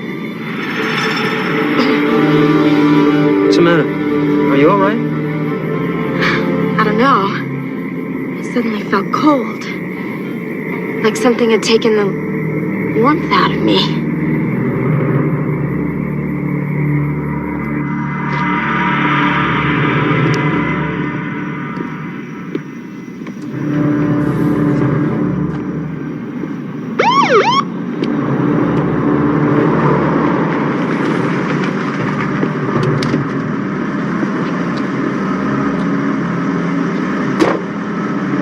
Evening, gentlemen.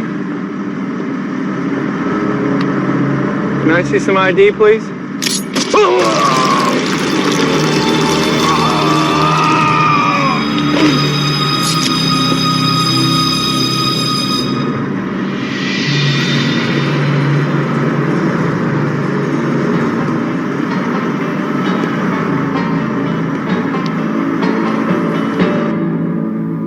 I'm feeling so much better now. Tressa, are you sure the cake isn't ready? Abigail, you open that door one more time and the cake won't be thick enough to cut. You just leave everything to me. Well, can I at least make the icing? I know a great green pumpkin puree. Abigail, sit down and enjoy the fuss. Honey, this party's for you. But you guys are having all the fun. I think I'd rather help make this party than be in it. You want to help? Hold this. That must be the man with the balloons. Balloons? Oh, I was turning into one sensational creation. No, I have to admit, sometimes I never know how these are going to turn out. But, ooh, this one, wow, looks fantastic.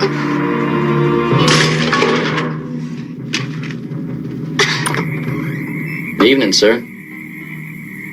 It's them. Don't let them in. No? What are you talking about? Will, close that door. Lock it.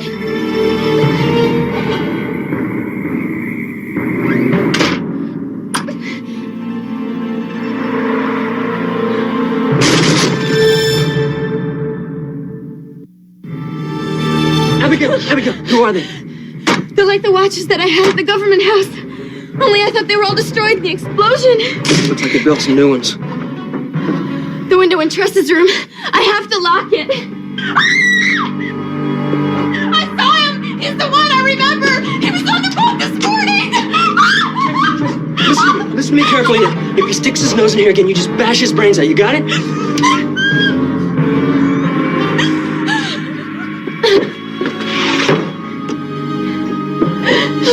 Bingo, Bessie. Get away from me! Get away from me!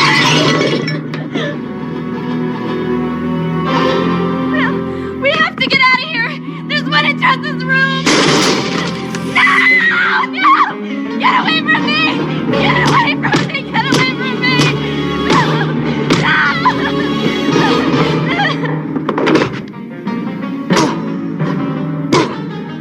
I don't suppose you'd like to talk about this. I didn't think so.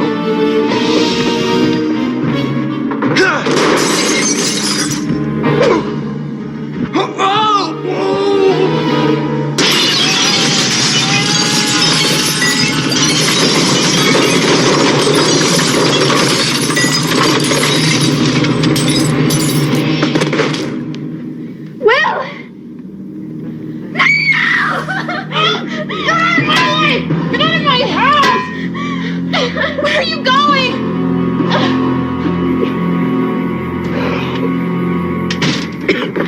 Will, are you all right? I know it's a little late to be asking, but what in the world is a Watcher anyway? Listen, you're both in danger. They're not after you or Tressa. They're after me, and if I get out of here, they'll leave you alone. Wait, don't go. Don't be crazy.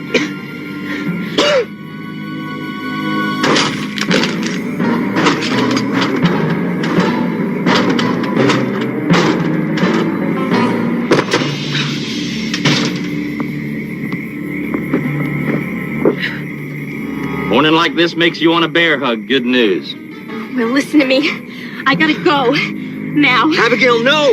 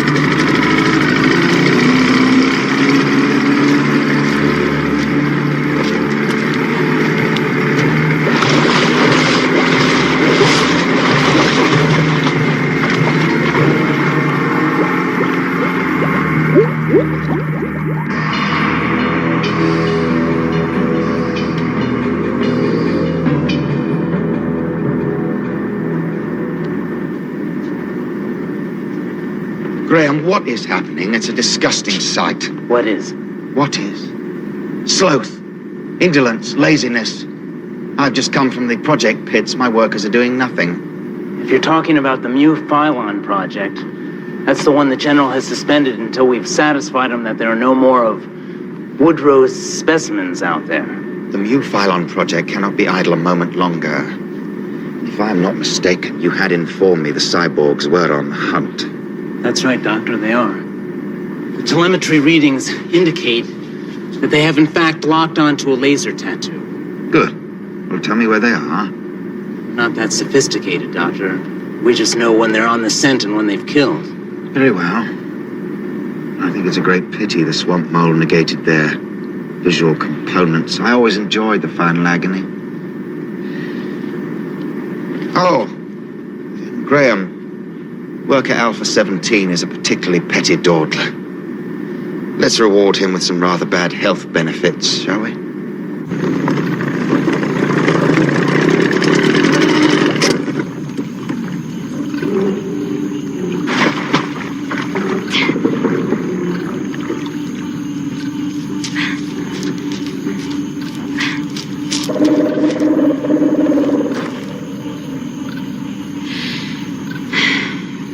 Tressa and Will. They'll be safe now. Bingo, miss. No! Get away!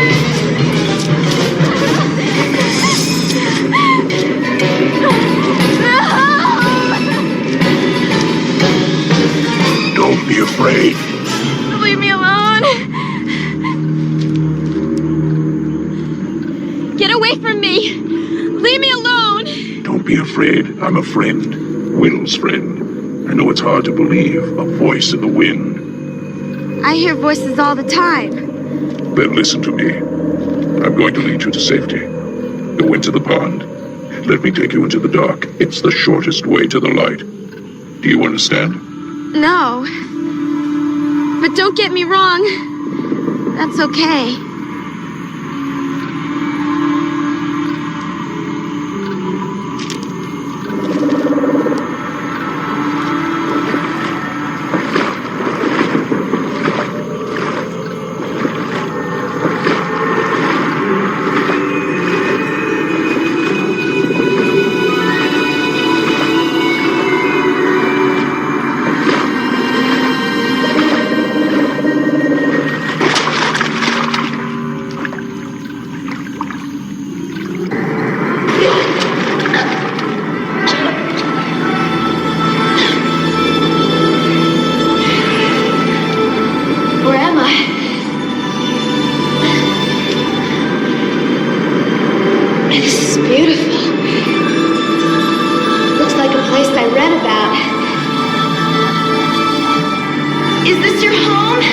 a secret part of it.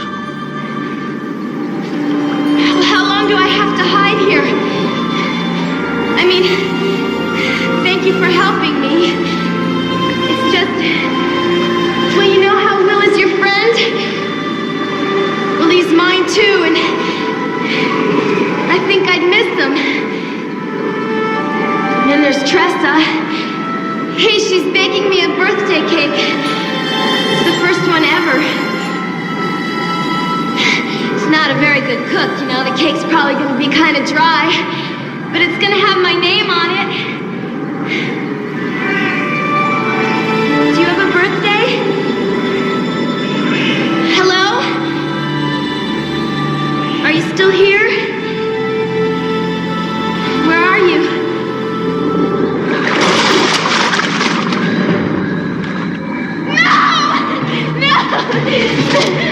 Bingo, Missy! You were the voice, weren't you? It's all a trick.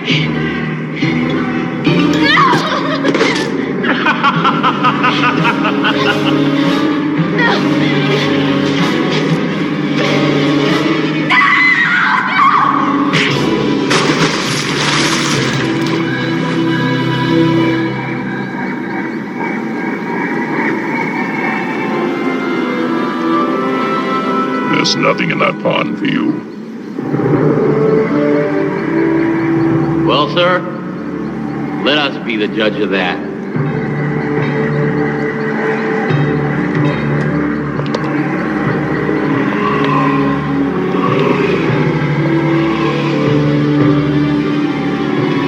Well, Orvis, looks like we're gonna bag our limit on this hunting trip.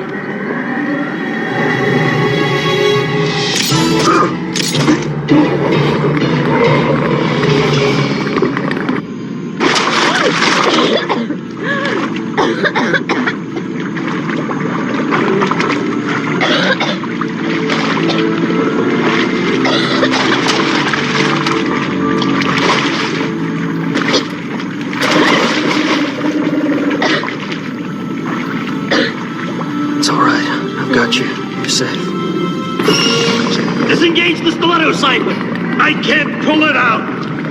It's like he's holding it in. Where's he getting all this fluid? He should be dry by now. Disengage or we're going to be shut down completely. We're beyond our capacity.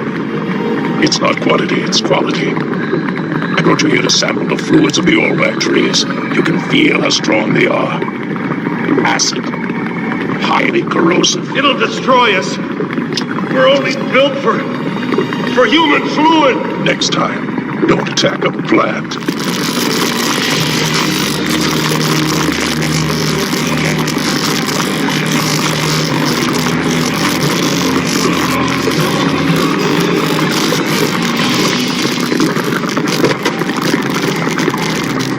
Bingo, Missy.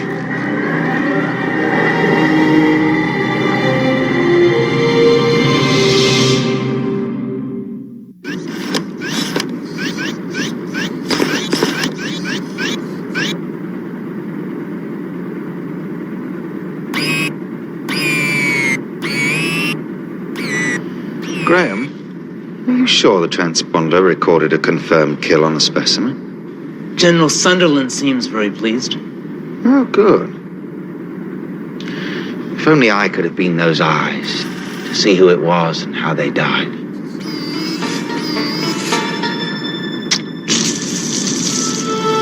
Bingo, Missy! Those are your cake is delicious. There you go. Thanks. Abigail, what are you doing? I'm making another wish. You can't do that. You're only allowed one wish on your birthday.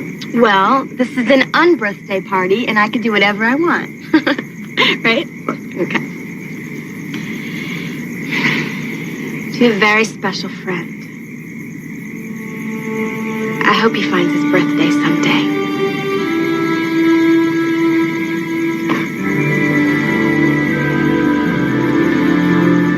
Birthdays never meant anything to me before. But now it's the things I can't have anymore that seem so important.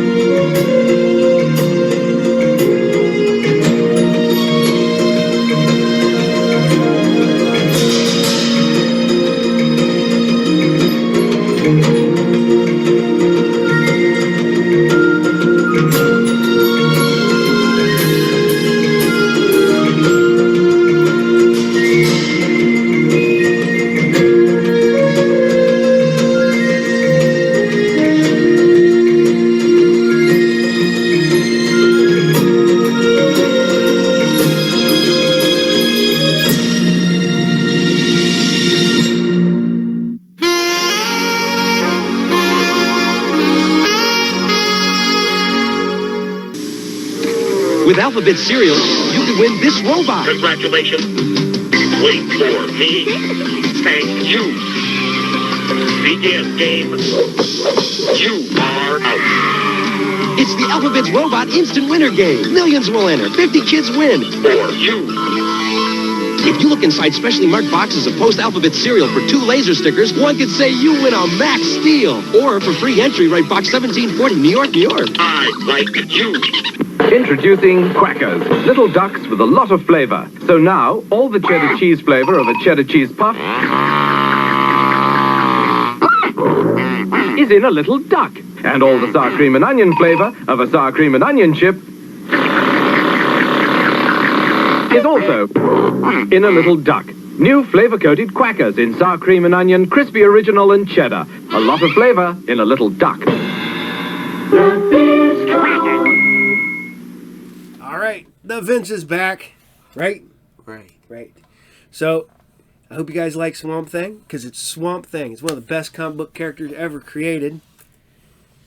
And, God, just almost everybody that worked on that knocked it out the ballpark. So, and don't get me wrong, there's some odd ones in there, but they keep it going.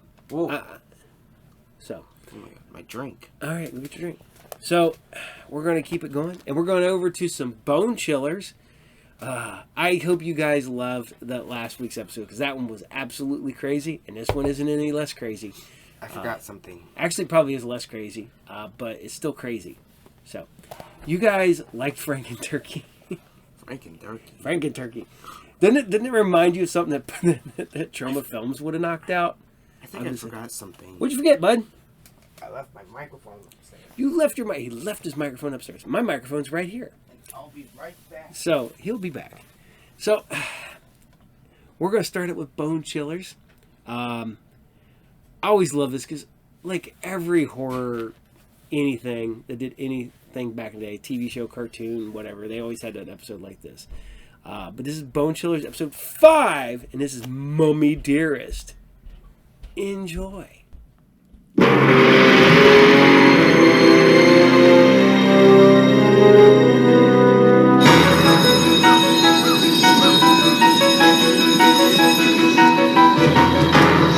I want you all to remember, this is not just a play, this is an assignment, and you will be graded accordingly.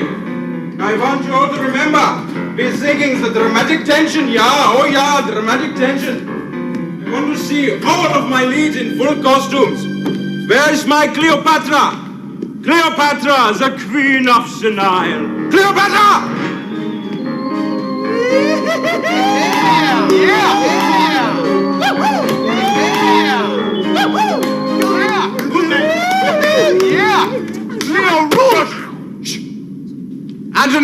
Anthony, where's my Anthony?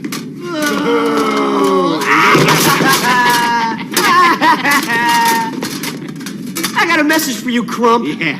I don't read a lot, but I happen to know that Antony kisses Cleopatra at the end of the play. I also happen to know that if you kiss my girlfriend Tiffany, it's curtains for you, Romeo. Yeah, curtains, you see them? Kurt, just leave poor what's-his-name alone, okay? We're not really gonna kiss. It's pretend. That is it! I will have no more disruptions from the two of you. You are hereby exiled from this production. Post haste. Go. Shoo. Yeah. Go. Break a leg. Yeah, legs. You see them?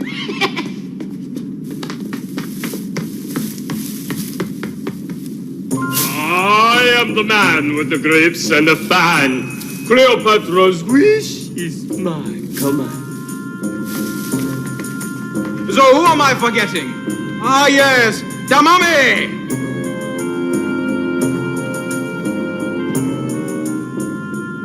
And props mistress, where are you? Just paint everything a cheery shade of black. And last but not least, where is Cleopatra's understudy?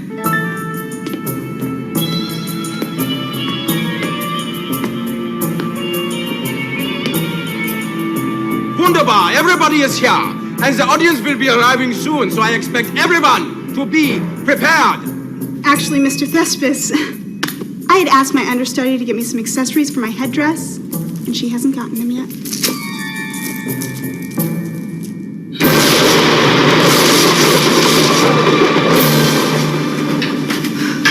Let's look down here. Tiffany will go into a conniption if I don't find Her Highness some jewels. Whoa.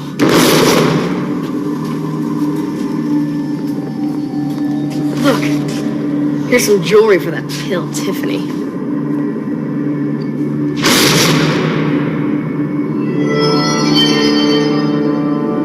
This is an actual Egyptian sarcophagus. And those are actual Egyptian burial inscriptions. It says, I am king too much in common.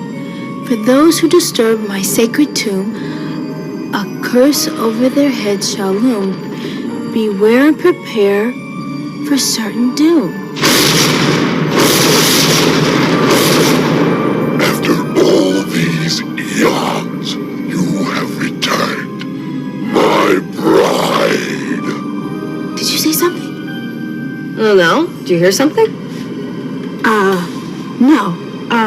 Let's get out of here. This place is giving me the creeps. Servants, awaken!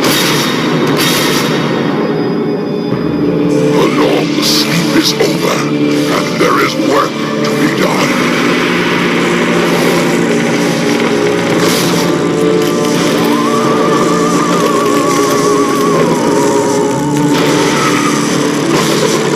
Go now. Capture my bride. Bring her to me. I shall win her tonight. Once we kiss, I shall once again regain my throne as rightful ruler of all creation.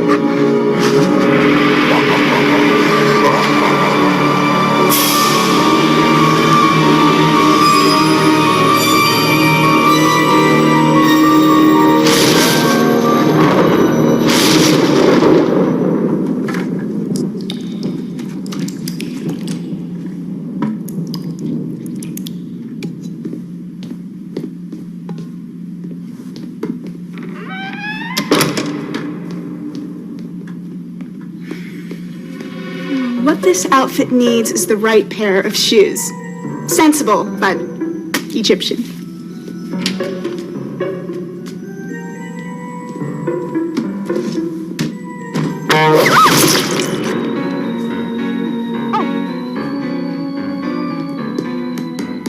Three minutes to showtime!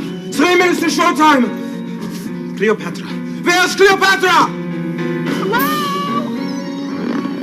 Her Majesty was here just a moment ago. Oh, no. This is just as I feared. Stage fright, no? She has run off. Or else the show must go on.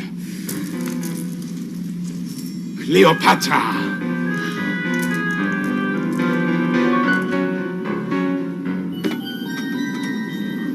So? You got all your lines memorized? Who cares about lines? I get to kiss Tiffany at the end of the play. You mean end of your life if Kirk the Jerk has anything to say about it?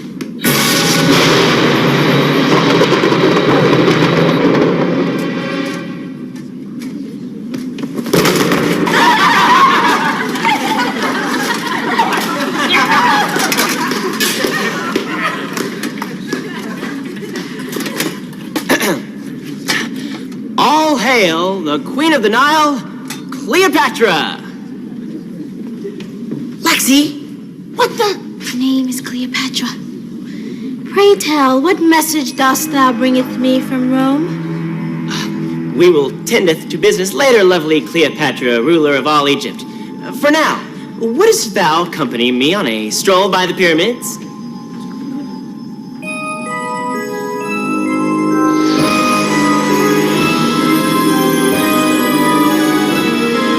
I said, wouldst thou accompany me on a stroll by the pyramids?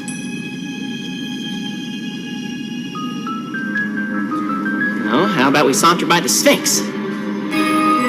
Lexi, you're supposed to say it would gladden me greatly.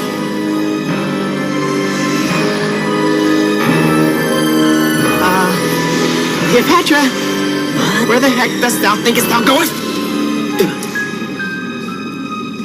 impolite to leave with me here holding the bag. Boy, this really stinks.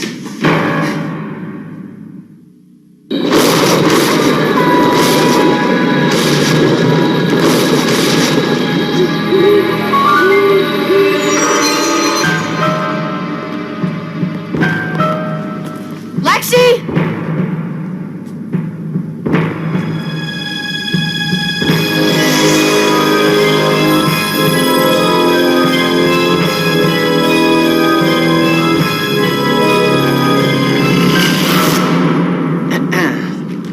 Boy, how much longer we got to go? Anybody wearing a sundial?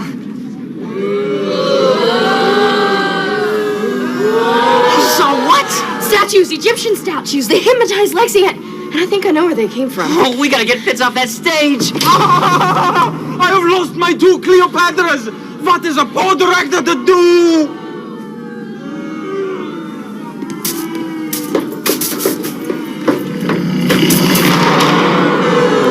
Where hath my Cleopatra gonst? Where can she beeth? And now whilst we doth wait the return of our Cleopatra, a small interlude from our dancing janitor. Got my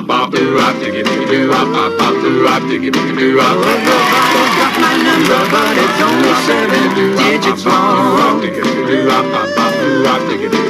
get the first one and the last one at the middle Friday. Get The statues were on either side of the sarcophagus.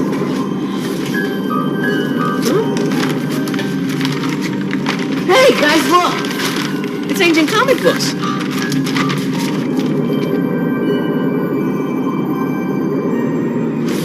Who is this evil pharaoh-looking dude anyway? I don't know, but he's in every picture.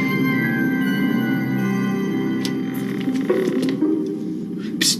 Hey, Mommy, come here a minute.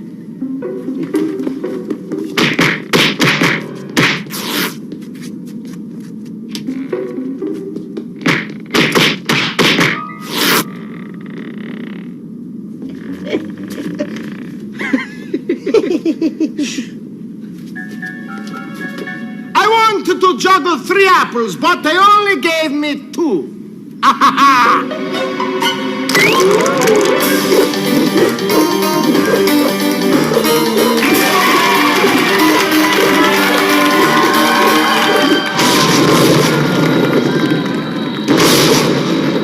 Lexi was right about the curse.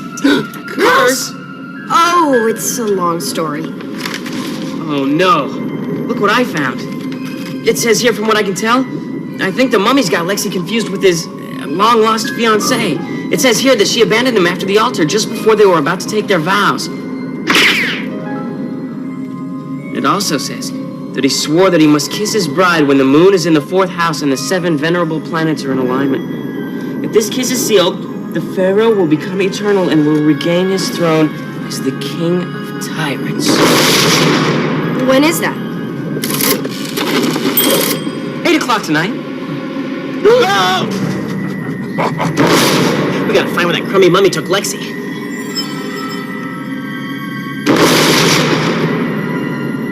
Hey, Sarah? Yeah. About those statue things, were they about 6 feet tall, really scary looking? Uh-huh, yeah. And they had big, sharp, ugly teeth? Yeah, how'd you know that? I think I found them.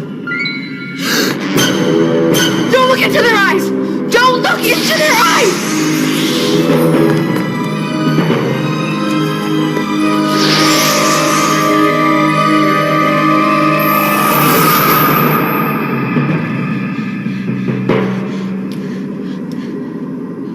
Come on, you guys.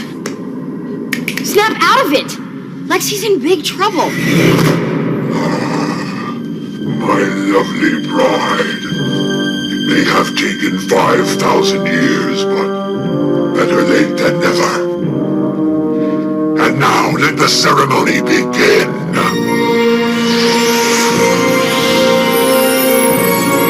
Yes, my darling.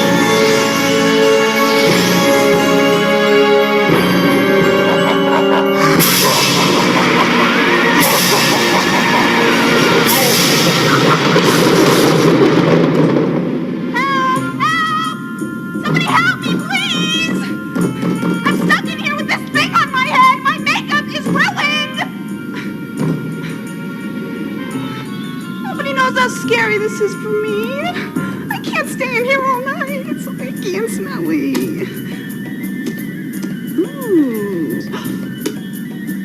Oh, they're platforms.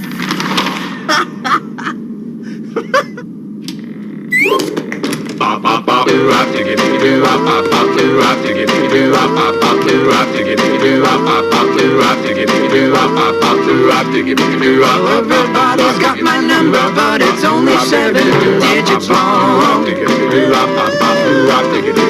get the first one and the last one at the middle 5. They get them wrong. They get them wrong. Everybody calling me on the phone. They get them wrong. Take me, kin too much in common, to be your husband and tyrant for all eternity? Yes, my darling. And if anyone dares to state a reason why we two cannot be wed, let them speak now and risk the wrath of the king of the tyrants.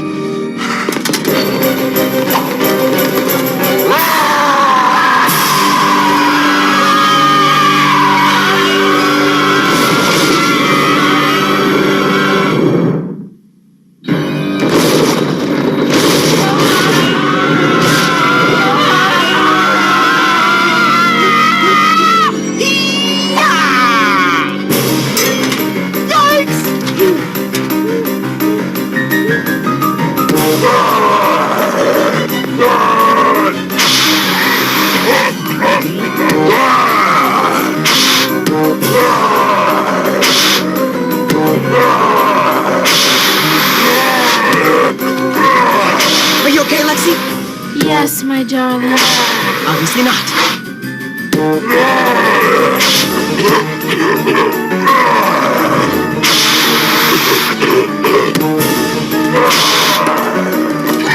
Didn't they tell you? Smoking is bad for your health.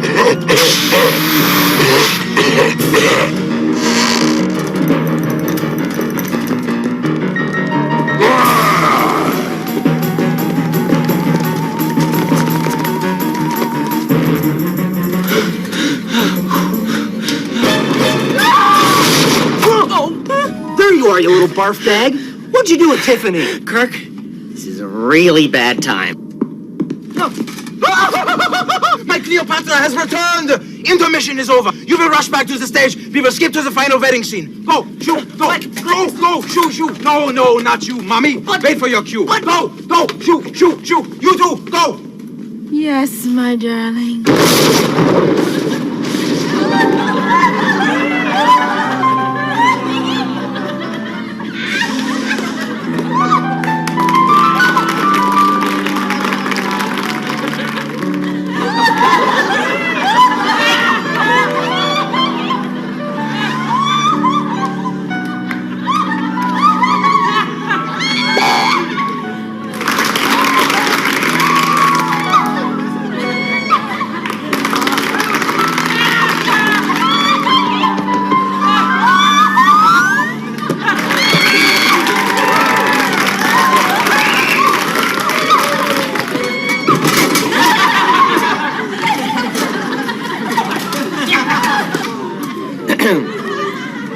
All hail the Queen of the Nile, Cleopatra!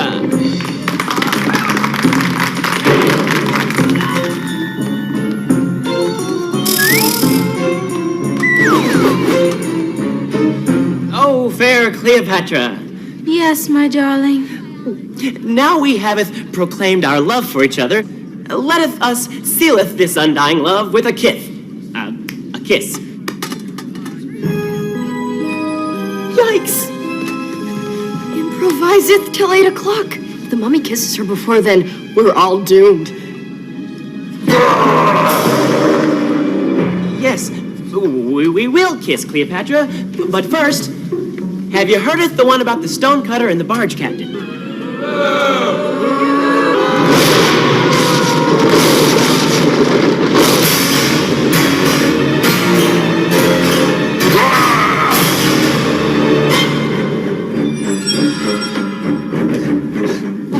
Hey, Kirk, I've been looking everywhere for you. Where you been?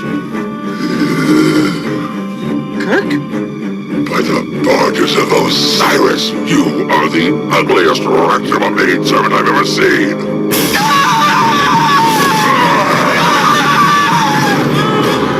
So, the stonecutter says to the barge captain, I had an uncle who lived in Cairo once. He was a chiropractor. Where's the love, man? What'd you do with Tippers, you pimple? I said, what'd you do with Tiffany, you grease white? My bride, I shall kiss you and seal our fate. I'll seal your face, Schnotbag. Ja, das ist gut. The plot thickens mit some dramatic tension.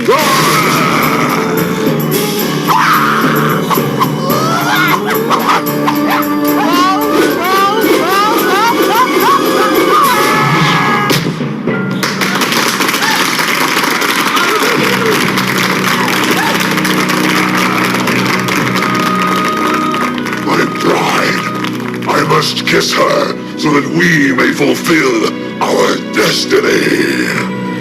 Yes, my darling. You can't kiss Lexi? The fate of the universe depends on us.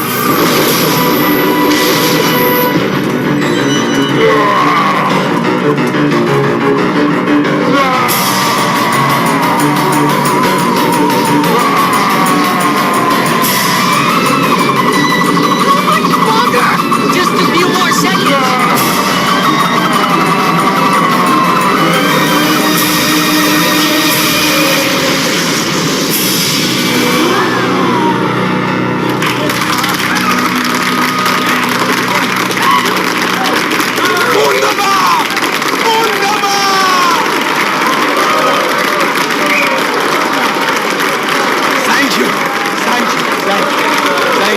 Thank you.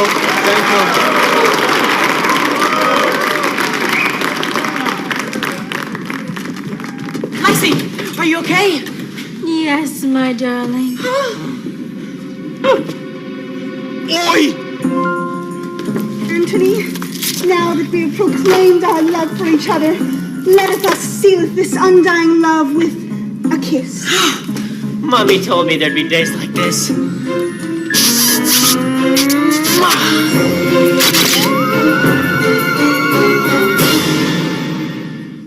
My Super Golden Crisp cereal really shakes up this nutritious breakfast. Que pasa, Toro?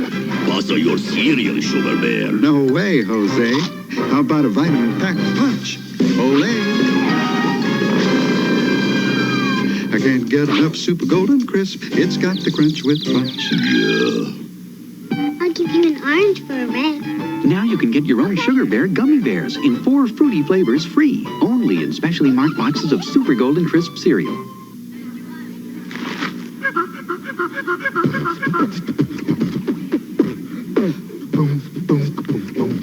Bow, bow. Bow. Bow, bow.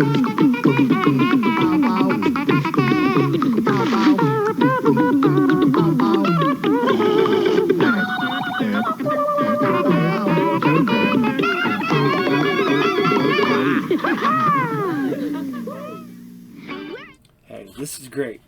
Marvel team up, Spider-Man and Ant-Man, 103. That's right, Ant-Man shrinks down so he can fix his daughter's ROM doll from the inside. Found it. That is an awesome dad right there. Ain't that right? Found your it. microphone? Yes. So, all right, hope you guys, he found his microphone. So we go, yeah! All right. That's enough. Yeah, that's enough. No song. No songs. We're not going. We can't sing any songs because it'll take us down for copyright infringement. Because you can't. Never mind. All right. So hope you guys still dig Bone Chillers because we're going to go to the high seas. And I was like listening to Frog Leap Studios. Yeah, you always listen to Frog Leap Studios, don't you? Yeah. You know the best part, being the guy I am, about watching all these syndicated action fantasy shows back in the day. The women. Jay-Z Peach, man. Look at them all. But then I go back and look at them, I'm like, I see it. The girls probably dug this show too. Yeah, I can see it. Not gonna lie. I get it. Yeah. But, oh my God. You know, if I would have discovered these like in high school, that would have been all I watched. we're little pervy kids, right? I mean, every high school kid's a little perv. So, yeah. All right, right. Even Vince agrees. All right, we're heading off into the high seas, and this is Sinbad, episode 14, and this is Ghoul's Tale. Enjoy. Yes. Yes. The Lake Isle of Leopold. Sinbad talked about it so much, I feel as if I've already been there. An emerald isle set in sky blue waters. That's how he described it. And he never told you why he wanted you to come back here? Only that I was to attend Princess Gaia's 18th birthday party. The princess's birthday gift is completed. I'd call it my bipedal. It'll make camels and horses mobile methods of the past. On guard! Froze!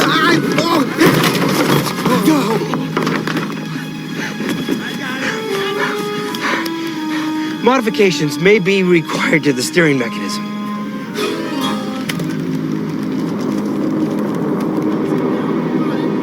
Now, what could be causing that? Hey, take a look at the water here.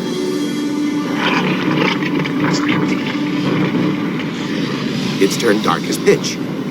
Vatek the Ghoul. Who the what? Vatek the Ghoul. Master Dimdim told me he's the source of evil on the island. Greedy as only a ghoul can be. What do you see burning on the island, Fruz? My word. And what word would that be, Farouz? Astonishing. I don't think that's the word we're looking for. Mind if I take a look? It passes belief. How about you just pass me the madness scope? Get ready to attack! We have to make for open seas! What is it? It couldn't be. Dubar, what's on fire? The water! And it's charging toward the boat!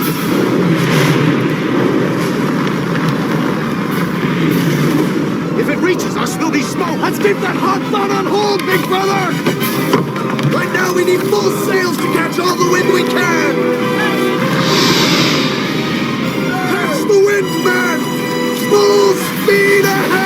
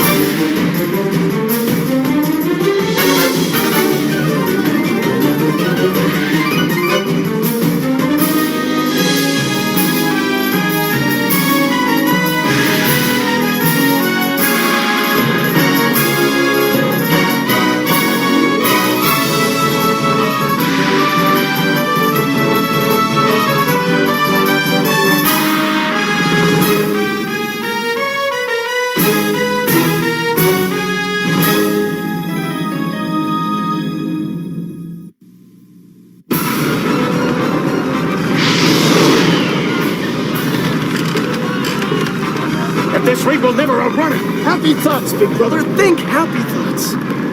Farouz, we could use a good dose of science right now. Unfortunately, science can't address every emergency situation. Maeve, how about a little magic? You can do it, Maeve. I know you can.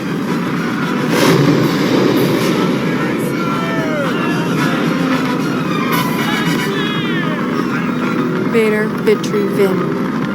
Let the hurricane inside me spin. How far, Dubar? Any minute now, our boat's gonna turn into a wood stove! Maeve!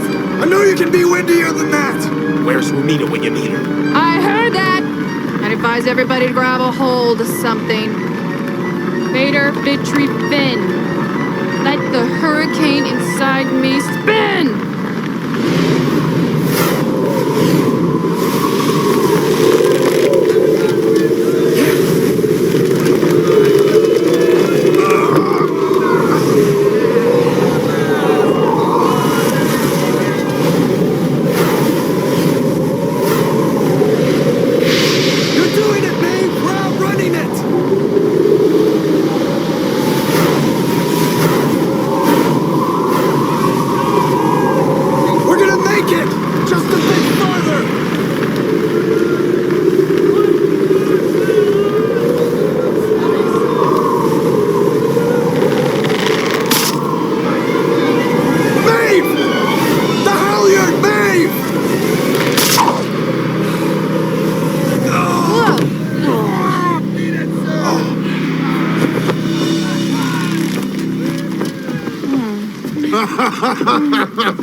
Romina would be proud.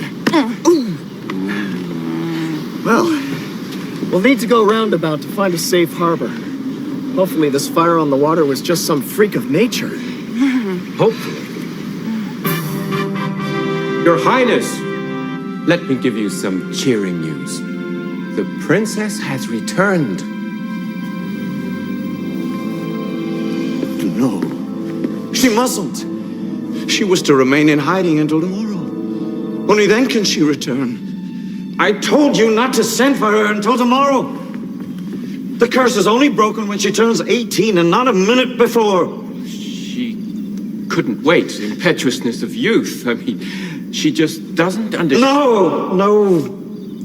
Vatek is unforgiving and merciless. He mustn't know her whereabouts.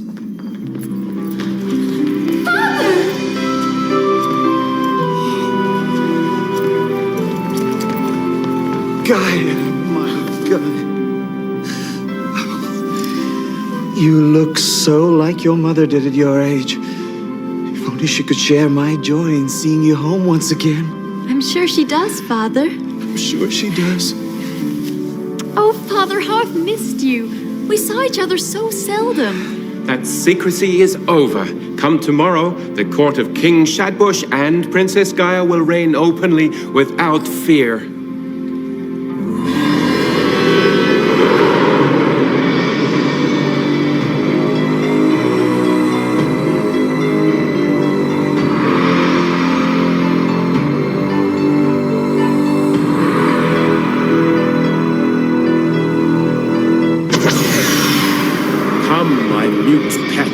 From the land of the caves. Stay here and await my word, and at long last, that word will come soon.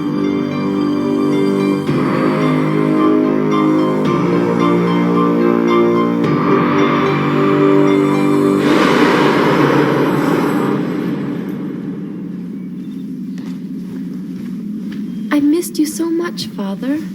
A woman calling herself Maeve and several others wish an audience with you. Yes, show them in. Do you think allowing strangers admittance is wise, sire? These are Master Dimdim's disciples. They will serve as valuable comrades in arms to protect the princess. Yes, my liege.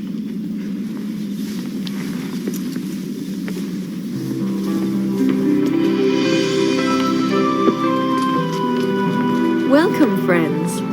Your Majesties, I'm Maeve. This is Dermot, Captain Sinbad, Dubar, Rongar, and Farouz.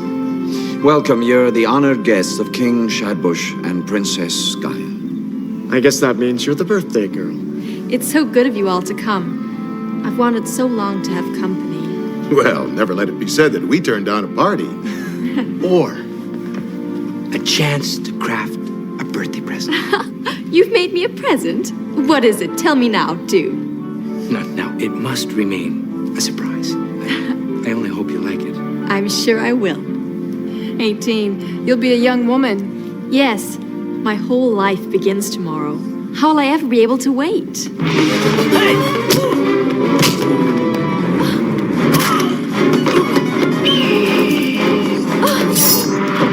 Something tells me you fellas aren't on the guest list.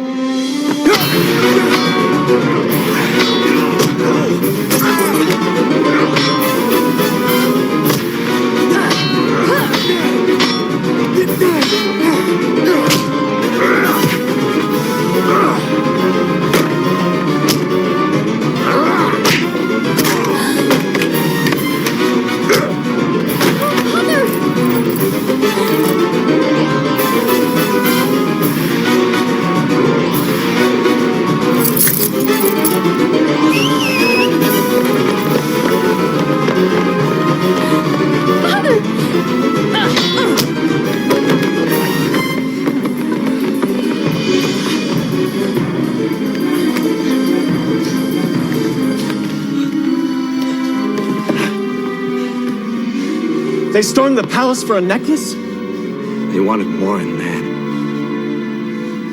How badly is she injured? I fear mortally. The necklace safeguarded her life.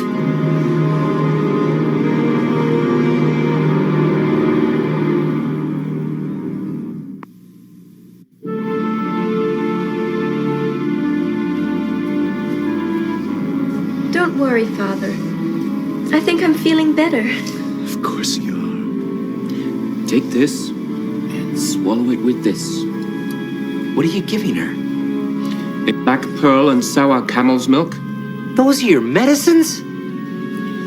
I would prefer ministrating to the princess privately. I'll be right back. Let us go then.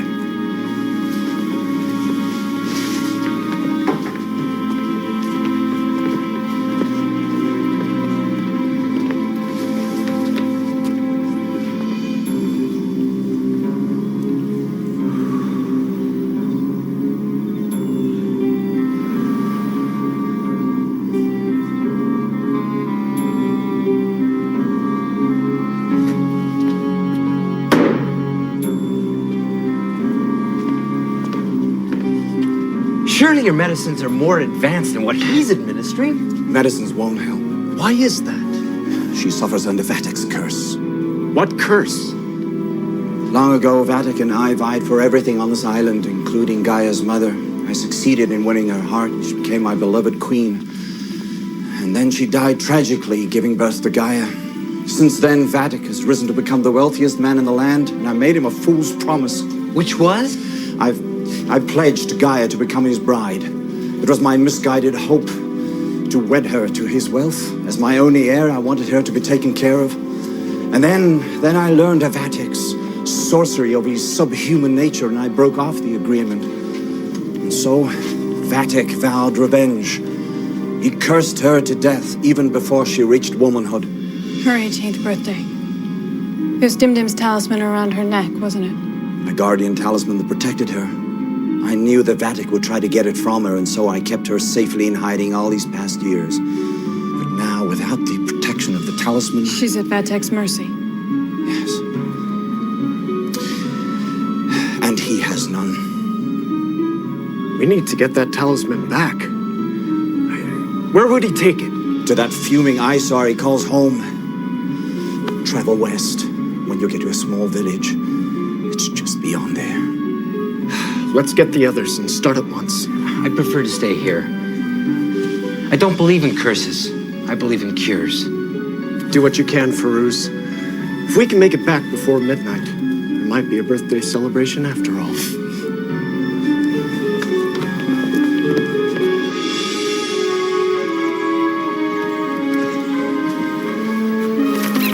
Where's he going? Up ahead to scout around. Well, let's pick up the pace. We're losing time.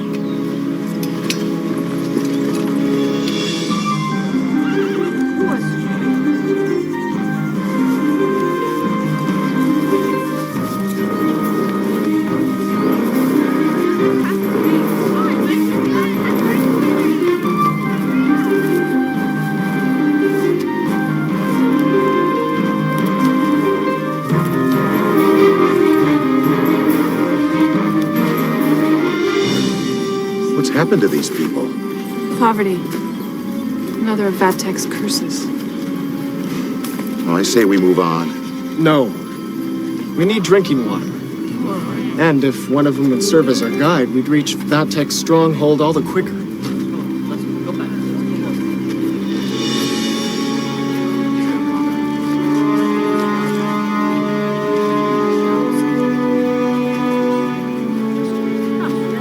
Greetings! We mean you no harm. We're on a mission from King Shadbush. We ask nothing of you, except some drinking water and quick passage to Vatic's stronghold.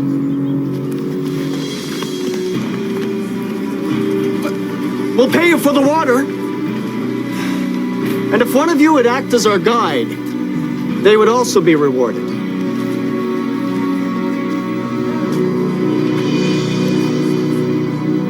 terrified.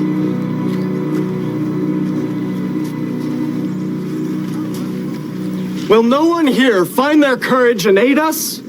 So, you want water, guidance, and courage. Your wish list grows. I'm Sinbad, and these are my crew. I'm Soraya, and these are my cowards! I hear a touch of the revolutionary in you. What? You're going to add revolutionary to your list now, too? You enjoy Vatek's rule, do you? Why? I thought King Shadbush ruled. Power rules. And Vatek has the power. Right. And if even the king is vassal to Vatek, what makes you think we could rise up against him? Because this misery is not a life. Now, is that a falsehood? Or the truth? We must make haste. Help us, or leave us.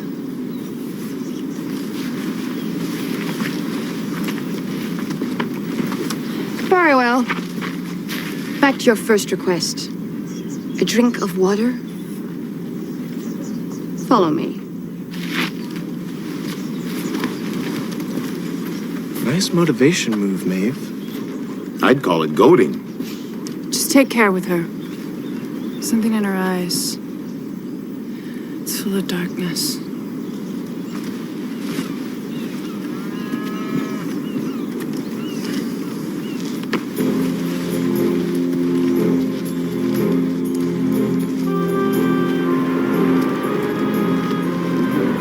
The village well. Help yourself.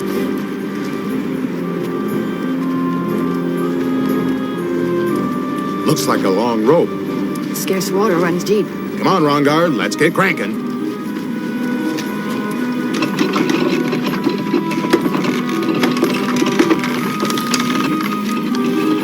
Have you found your courage yet? I never lost it. Meaning you'll take us to Vatek? You have to prove your mettle first. And how are we to manage that? Oh, I think the opportunity will arise.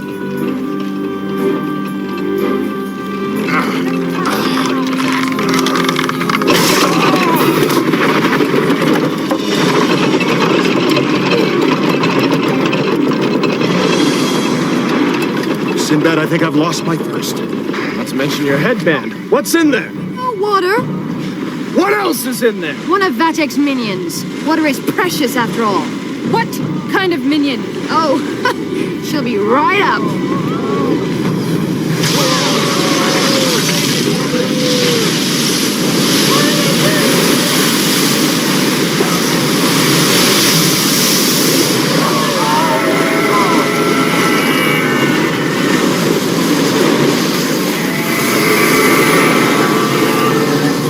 What is it? It's an ogress! A what? Heard of an ogre? Meet the female of the species. She controls the well. Vatek controls the water throughout the kingdom. His ration is so meager that some in my village have died of thirst. Can this thing speak? She doesn't have to. You attempt to use the well and she just appears. If you get too close, she sucks you up in a maelstrom. Oh, you get your fill of water if you like to fill your lungs. Well, I think it's time we put an end to this water witch. She's an ogress. Whatever. To me, she's exposed. If we were to cave in the top of the well... Splash! She doesn't know where to go. But if she pulls you in, there's no one to pull you out. That's why we'll have to act quickly. Oh, be my guest. Feeling sprightly, crew? Well, let's start pushing before she starts pulling.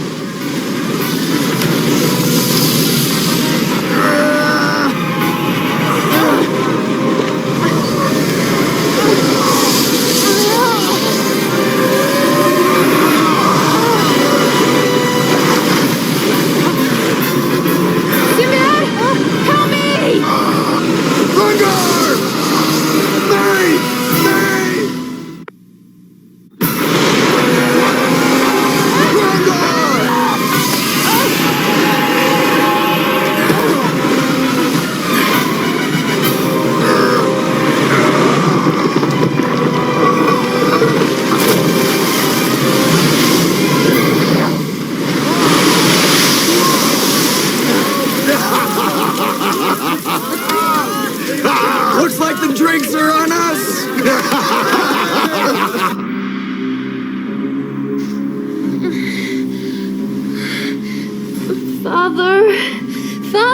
I'm here, dear. I'm here. What is that? Fairy dust? It's called gypsum curative. Ground rock. That ought to work wonders. This patient needs life-supporting countermeasures. Ah, so you're a neo-Hippocratic. And you're a retro quack. Your Majesty, if I am to preserve Princess Gaia's life, I must insist again that this unskilled... Unskilled? Pharaohs, please. Our first concern must be for Gaia's health. Precisely. Which is why I would ask your permission to examine her. You know nothing of Vatek. I, on the other hand, have studied his methods for years. And I've studied science, how the body works, how it fights off disease. Your Majesty, I will not allow this man's interference. My methods are a systematic regimen of... inorganic claptrap. There is no time for your stubborn, unscientific, witless remedies. I can help her. Father, please let him. Firouz. If she takes a turn for the worse, it will be on your hands. So be it. I'll just sit over here should you require my assistance.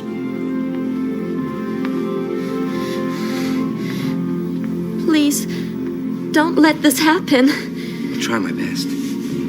Now I'll begin by just examining your eyes.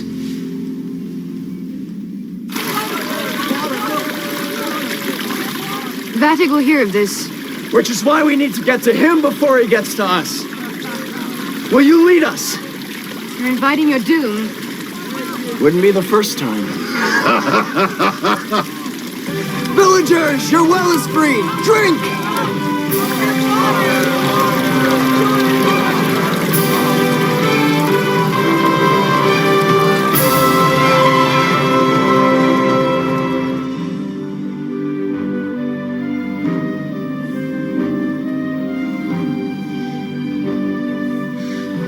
She isn't any better, is she? I'm afraid not. Her fever remains, and her heartbeat is growing fainter. Perhaps I can locate some herbal remedies, something to revitalize her. If I may be so bold as to make a suggestion? Feel free. I believe that the princess needs to be bled to drain her of Vatek's pestilent biles. No. She must not lose any of her lifeblood. That will only weaken her. Bleeding of the afflicted is an accepted medical practice throughout the modern world. It is barbaric. Your Majesty, I have been your trusted physician all these many years, and it is my sound advice. It will only hasten her death. Trust me. I don't know. So many of my actions have been mistakes. Then don't make another one. What would you suggest? Continue to administer the cold compresses while I try to locate some medicinal herbs. I'll return shortly. If she takes a turn for the worse, which I assure you she will, I would urge you to relinquish her to Vatek. If not, you will watch her die, just like you did the Queen.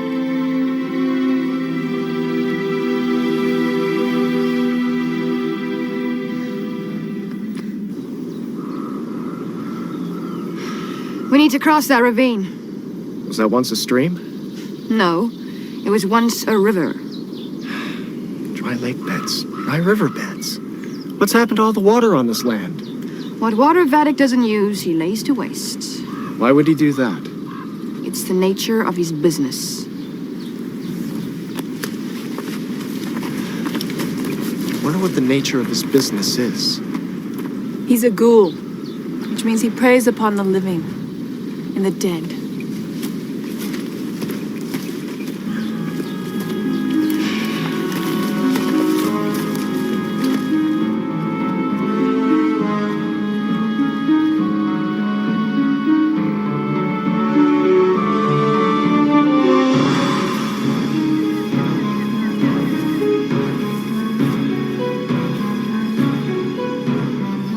Yes!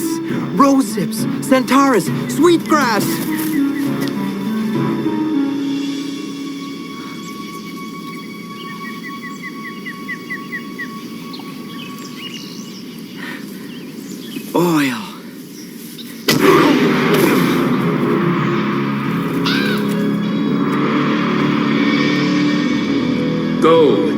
defilers are about. Stop them. Dim-Dim's little disciples. How pathetic.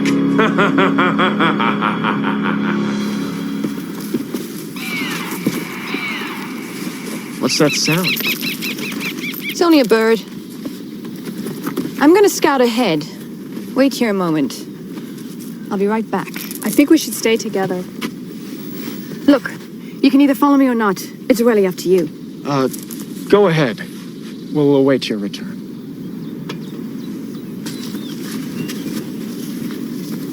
We must press on.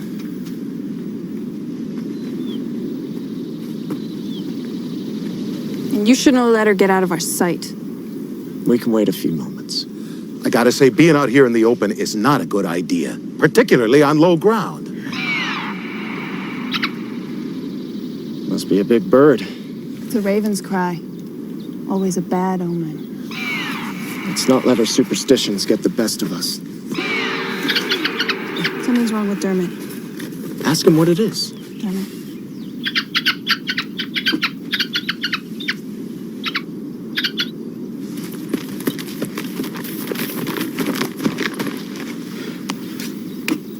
We're in grave danger.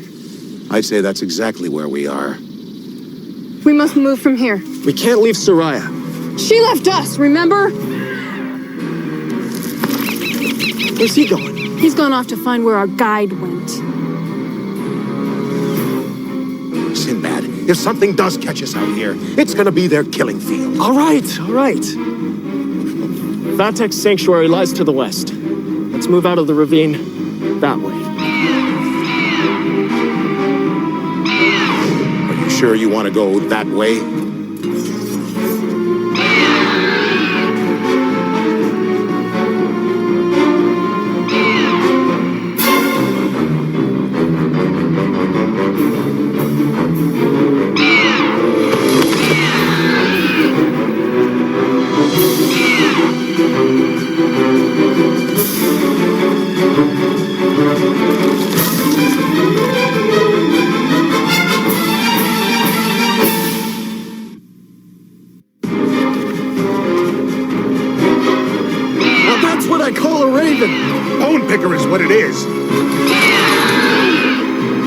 Soraya baited us into a trap. Let's not worry about the bait. Worry about the trap. We have to get that thing airborne again. Not only does he look big, his appetite looks even bigger. Well, I'm glad Dermot's not here. Feed me the appetizer. Yeah. Rongar, you take the high ground. Keep all your dirks in hand. Keep waving your swords. Try to scare it off.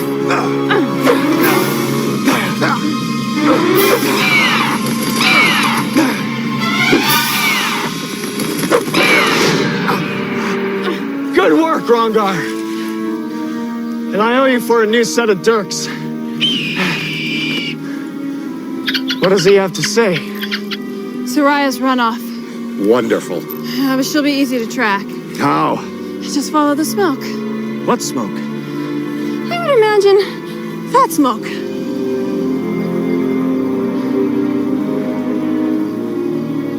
I'm King Shadbush's guest and under his protection. I insist that he be notified about my whereabouts immediately. Princess Gaia needs me. If you keep me here, she will die.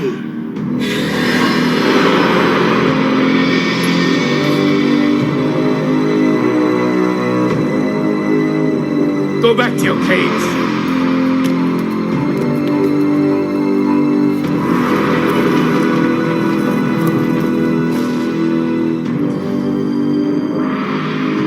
Must be Vatek. Nice outfit. Says it all. Rashness. This I like. It'll make your torture all the more satisfying. Now, what do you want me to play with first? My back cracker? Or my matching thumb screws? I'll let you decide. And I'll relish the decision. You're not going to succeed. You must mean your friends. Reports are they've made progress. They're very resourceful. Well, soon they'll be very dead. You, on the other hand, I'll take my time with.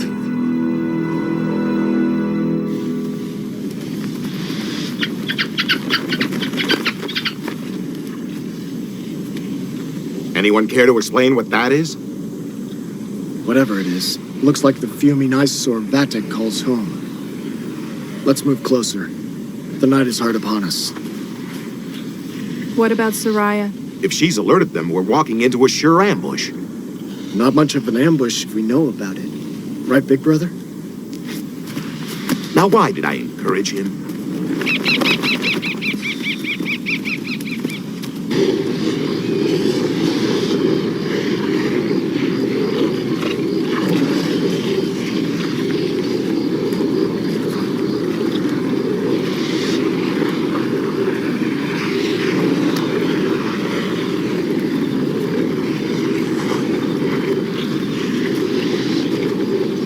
Monster, right? Looks man-made to me.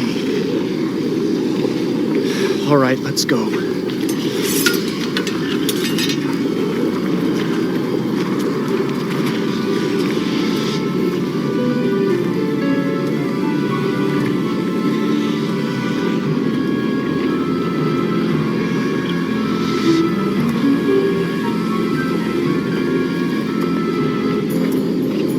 Vatic calls it the cleanser.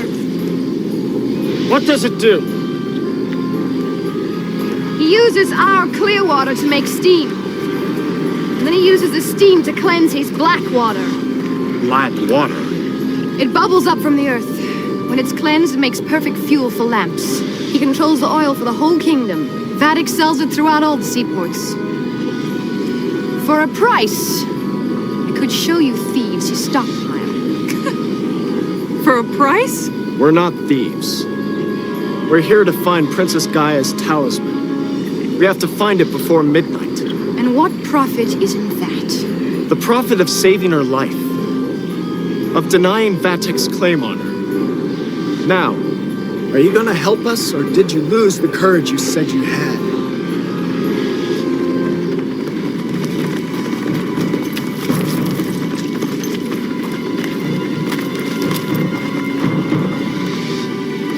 All we want is the talisman you stole.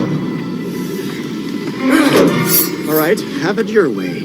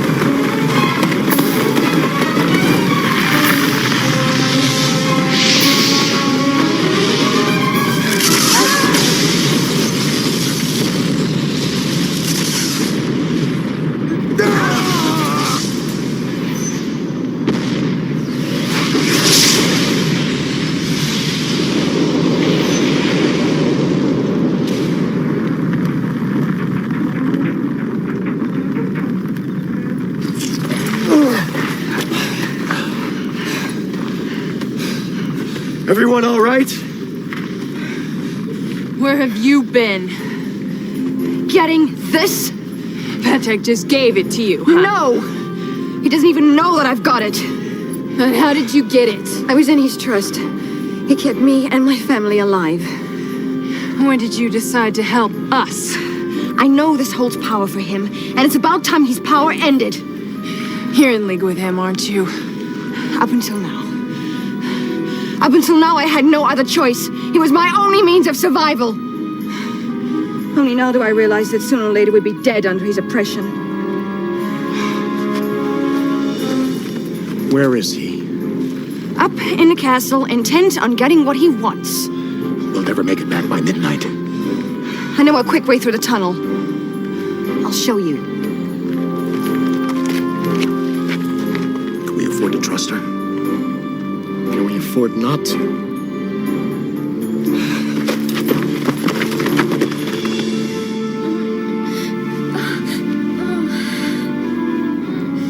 There must be something we can give her. It's nearly midnight. She will die shortly, within minutes. Where is Ferouz? Where is the other physician? He disappeared, sire. We went looking for him, but we weren't able to track him. I can't hand her over to Vatek. I can't. You must. I can't. You must. And you will. Kill him!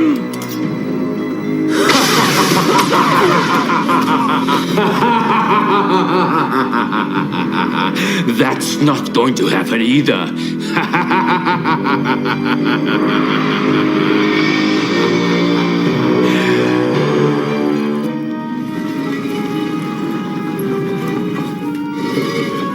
Where you been? Oh, just out larking about.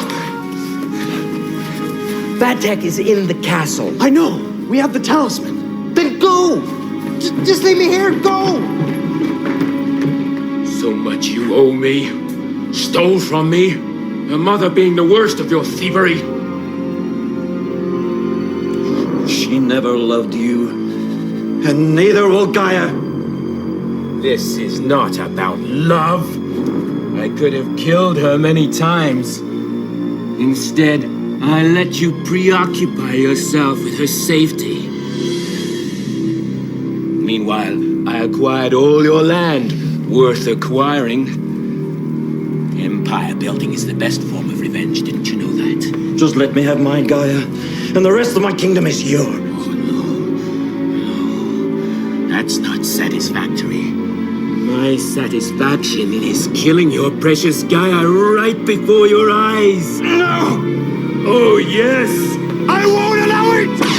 You won't allow it. But all allowances are mine.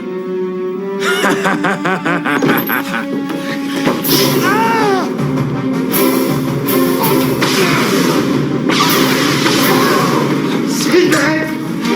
I can't move my legs. Leave! Use your magic! Summon the power of... Nothing. Never doubt me. The princess dies at midnight, and the king gets to watch. Your power seems to be stretched a little thin. If you take another step, I'll also start killing your friends.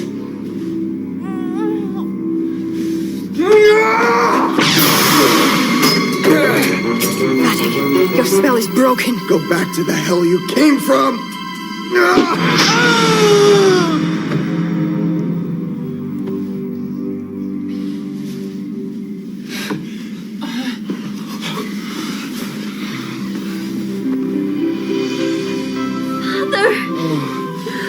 Gaia.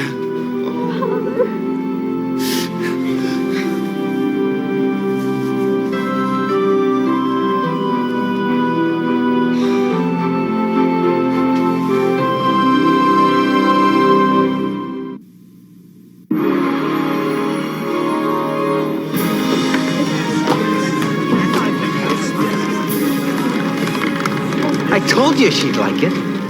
Rungar suggested the steering modifications. I think he's got a touch of the inventor in him. Will you be departing soon? We will. You will always be welcome here.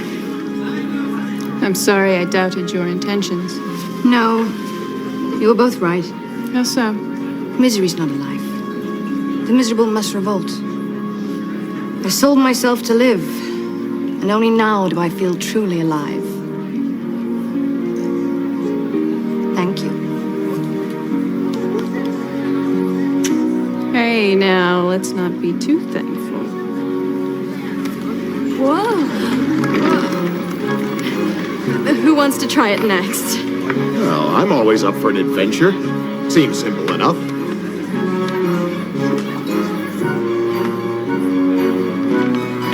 Farouz, how do you stop this thing? The stopping mechanism. Now, why didn't I think of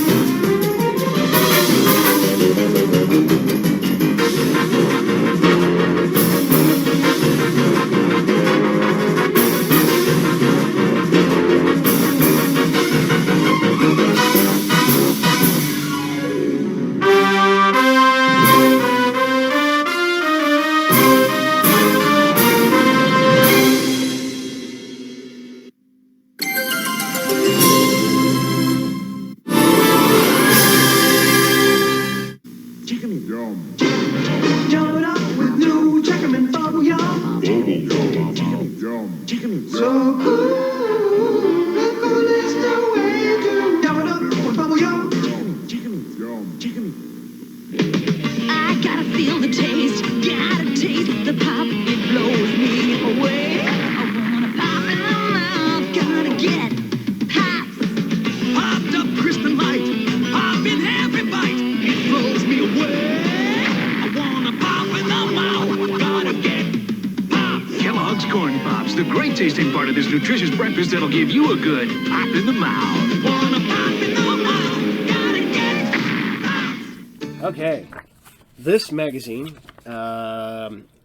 Future Issue 3, has a glossary in it. And that glossary is for quasars, pulsars, and black holes. Black holes. Neutron stars, pulsars, quasars, radio telescope, space-time, supernova, and white dwarf. Oh, man. Space-time is big. Deep time is where it starts getting scary. The deep time. When you're talking about the age of everything, and you're starting to get into billions and trillions of years, and that's deep time. That's concepts we can't even fathom, and are lucky to have 85 years of life if we're lucky. You know, I'm a dude, so 75 years. I got a good run. But yeah. When you start like talking about the universe and how big it is and the expanse and how long it's been here and how far it's going, and knowing full well that infinity is always getting bigger. So just wrap your head around that. Infinity is always getting bigger. So that's why Chuck Norris had to count to infinity twice, because he counted there and then had to repeat and then go higher the second time. So yeah.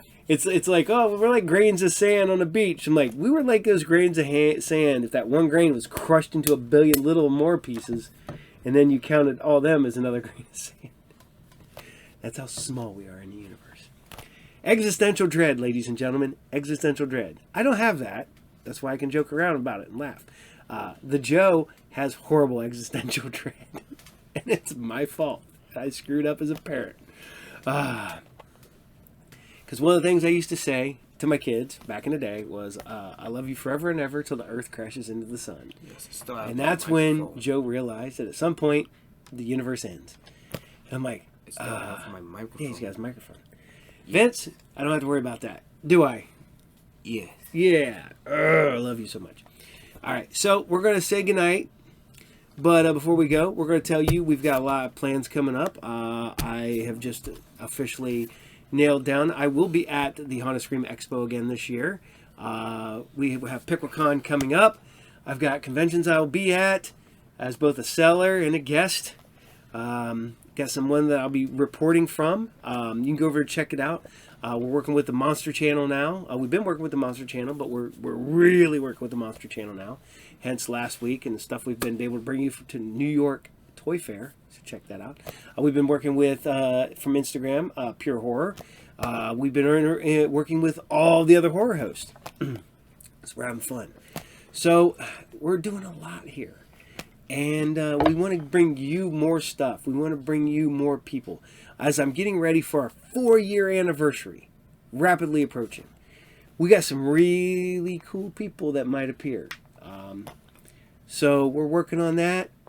Now that it's warm here in Ohio, check local listing for warm weather near you.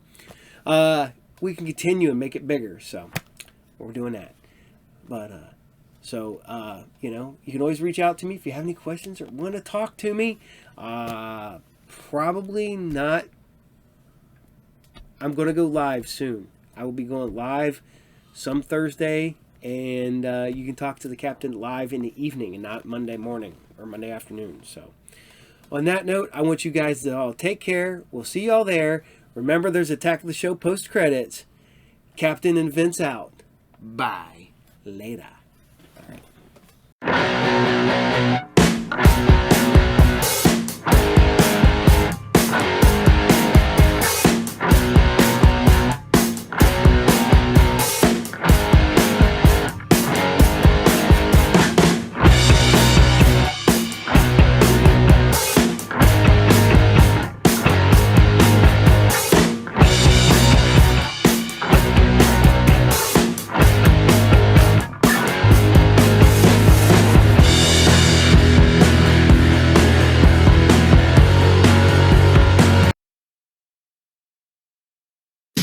Artist Stefan Martiniere is here to whet your appetite for Revenge of the Sith, as if you needed it, with some never-before-seen concept art. Plus, the Adult Swim guys humor us during another trip inside that enormous vat of bubbling funny called William Street. And Chris Gore is going to blind you with the shiny reflection of this week's top DVD releases. Now, from Princess Leia to Martin Prince, from King Kong to Oliver Queen, all royalty bows before Attack of the Show. Pick up on this.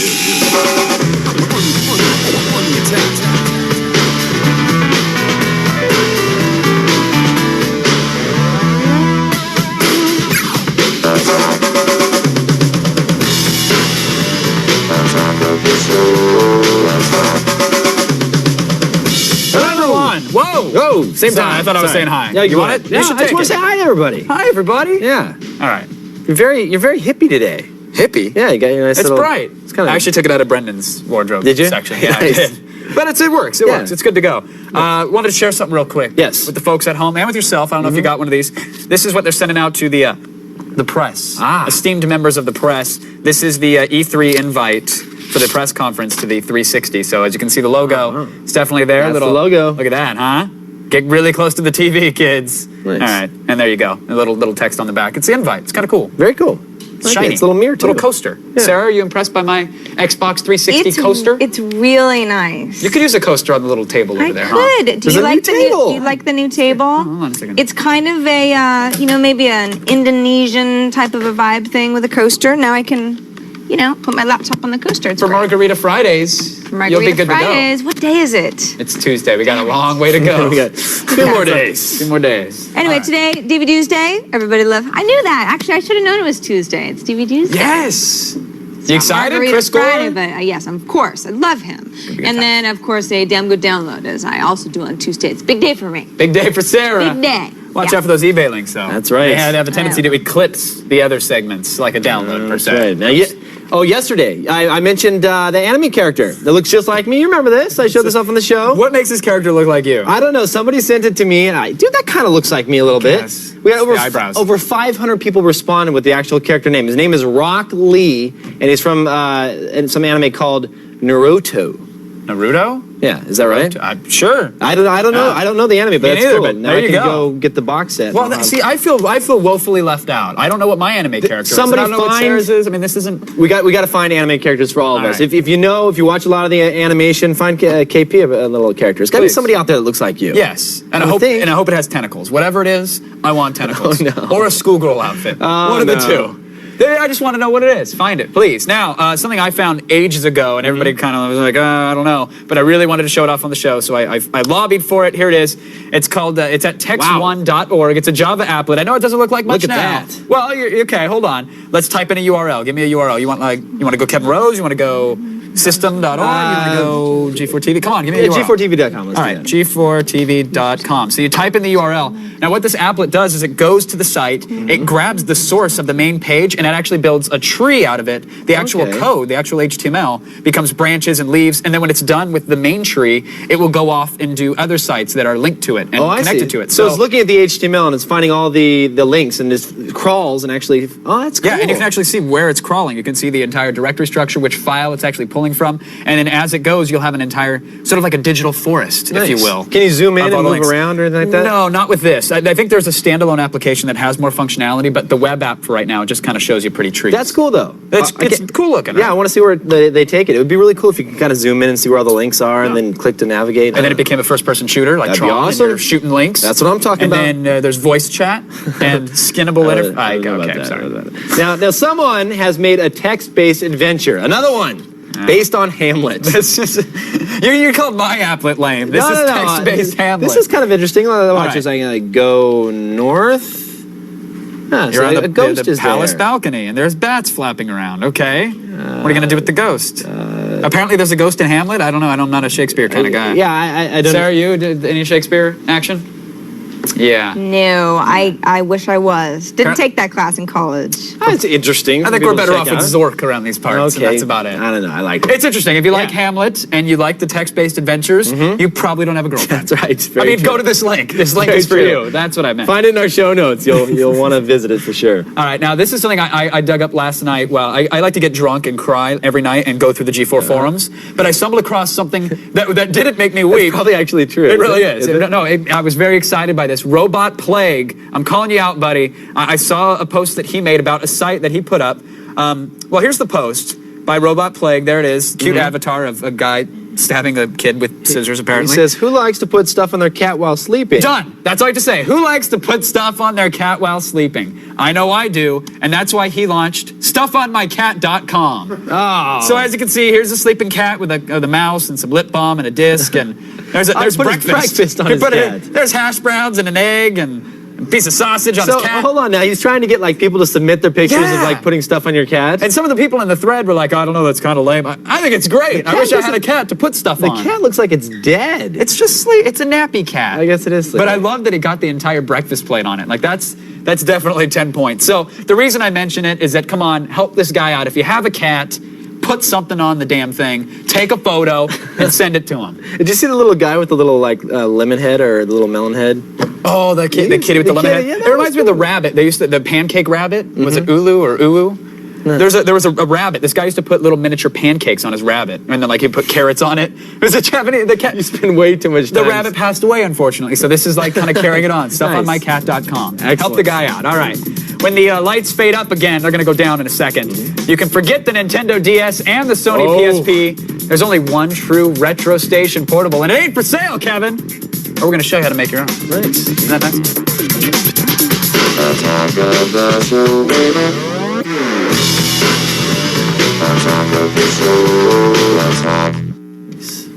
Now there's a revolution going on right now in handheld gaming. Yes. Nintendo has their DS. Right here. Sony has the new PSP. Got it. Gotta love the PSP. Good to go. We've got, though, a one-of-a-kind handheld gaming device. What do we have? A handheld gaming device. Okay, what is it? It's one of a kind. This is it. We call it the Retro Station Portable. Look at that. What the hell is Everybody's going to be wanting one of these. What is it? I don't... It's a retro station. Now, let me explain how we build one of these things. Okay. The first thing that you have to do is get yourself one of these guys right here. This is the Power Play. Now, yeah, it looks kind of jank. This is normally something that What? This looks like something that they sell off like a street corner in Shanghai. Yeah, actually it is. This is one of them right here. Take a look. This is the little device. Actually has video out on the front right here, audio out. It's a game controller that has built inside of the controller 76,000 games are flashed inside this controller. Wow. But I mean, no, that's some of those games are legit, like retail, and the others are probably like hacks of it and whatever. So, but this whole device probably isn't legit, even though we bought it at the mall, right? Yeah, I mean, you can find these all over the place at the mall, but we don't know if you're actually buying. I mean, there is certain games on here that we're like, wait a second, those are actually copyrighted That's games. weird that the Super Joystick has all that license. That's right. Odd. So you need this. This is the first thing you need because it has all the games in there. And then you need a project box, something like this right here, to put everything inside. Then you need an LCD screen. This guy right here, it's from Clarion. It's a little 12-volt LCD. Oh, did you rip that out of somebody's headrest? Yeah, exactly. It's just like a headrest break into a Durango Here it and is just right take here. it out? It's fine. Well, I mean, you can just buy these for a couple. Or you could buy it. Yes, that's too. There you go. It's just trying to save you some cash. Now, there's lots of tools required. You need a Dremel. You need a bunch of different soldering components, solder sucker, you name it. We have all the different tools right here. So the first thing that we did is we had to open up the controller. Right. So we opened up the original Super Joy. You can see it right here. Bunch of different wires are pretty much everywhere. Oh, wow. That's a little messy there. No, so you can see there we actually began soldering to extend the different buttons off. Here's the A and B buttons right there. So we found the A and B buttons, and then of course that you have the D-pad right there. And you can see those are all different wires that are extending these buttons so that we can fit it into the project box. Okay. There it is mounted to the inside of the project box. And when you're completed with the project, it's just a huge mess of wires kind of like that. Notice that. Kind of like what we did with the Nintendo controller, just taking the leads, finding them, and extending them, right? Exactly. That's all we did. So the first thing you have to, after you get it all kind of put together, we go ahead and turn on the box right here. You can see it's going to power up. Ooh, fun time. Fun time. We'll go down to number 8 right here. There we go. And then we'll hit on start. And there we go. Look at that. World 1 of 1. That looks familiar. Isn't that cool? Super Mario Brothers right there. And it's totally portable. I love that we have the technology and the capability and the know-how to build one of these, and yet we label it with a little P-Touch. I know. It's a little like the label. printer out. It's like a little Sharpie marker. Like, yeah, this is what this is. It's a cool device. A whole lot of technology in here. It's actually kind of hard to build, though. It takes about 10 hours to put together. We had a guy in our labs take care of it. And there's a lot of soldering that needs to be done. It would be nice if you had a little multimeter like this one here, so you could do some testing to find all the appropriate leads and where they go and where they run. You have to drill through the solder board or the circuit board a lot of the times to actually get the solder points down. A lot of work. So a lot of work, not a lot a of novice tools. kind of thing, right? Well, you could take it on. Why not? It's really not that hard. It's just a lot of work. Okay. So you can find all the specs, full details for our Retro Station Portable straight from the creator, David here at G4TV, and you can find it at g4tv.com/AOTS. Very nice. Love the Retro Station. Yes. Later on, it came from eBay. It's going to bring the island of misfit auction items right to you. Nice. And all you Star Wars fans that aren't in line for Episode 3 tickets, you better listen up because concept artist Stefan Martiniere is here with artwork he created for Revenge of the Sith. Don't miss it.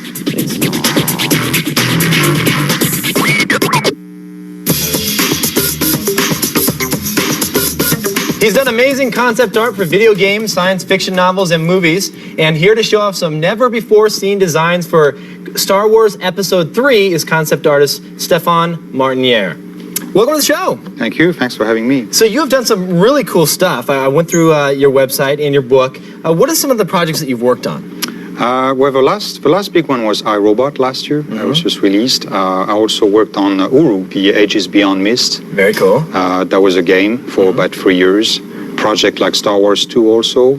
The Astronaut's Wife, Virus, Red Planet. So a lot of projects in 15 years of working in the movie industry. Wow, you've been all over the place. Yeah. What kind of information did they give you when you took on Revenge of the Sith? Very little, actually. I was at the very beginning what they call Blue Sky, where it's just about developing ideas, very quick. And so, we had some very brief lines about, different planets, different environments, and we were exploring different looks without really being tied to a particular design. And then from that point, George was picking up some ideas, deciding, which one was more interesting, and then start to zoom in slowly into a more detail of the area, until we reach a point where the design is final. Very cool. So what are we actually have some of the different clips. Can you explain to us some of the stuff that we're seeing here? Yeah, this was a street that was developed for Coruscant on Episode 2. Some of the design did make it, some didn't. This was a long shot of the down on Coruscant called the Canal Sector, and then the Ring Sector. It turned out to be two architectural, much too big for what George had in mind at the time. I was thinking actually maybe on using it on episode 3, and so as of today, I don't even know if it's making it a movie, but that was one of the process of developing ideas right off the bat and exploring, you know, as far as we could, and then see how George was responding from it. And then here's some droids right here. How do you go about creating, new droids and things that have never been created before? Does George sit down and say, this is kind of what I'm looking for, or do you just kind of go free? Or absolutely. I mean, the idea behind all these droids is that they were supposed to represent different races. And so we wanted really to carry the idea that there's different planets, different type of races, and each race has its types of robots, so that there is really a mix of different shapes and forms all over the spectrum. So it's not just the typical, robots that we've seen so far. Now it's like multiplied by 100 planets and 100 different worlds. Wow, that's very cool. So tell me about your design process on the computer. Now, is this something that starts off with just a sketch and then you move it to the PC, or are you working in Photoshop full time? How does that work? Very traditional at the beginning. I start with a sketch, very, very rough most of the time, just to get the composition going. This is beautiful. What is this right here? This was for a book cover based on the Ringworld series. And I tend to work in a very classical way. So the first thing that is most important to me is to come up with a mood and a feel for the overall, and find out, very, very quickly a palette that's going to build up and create the paintings.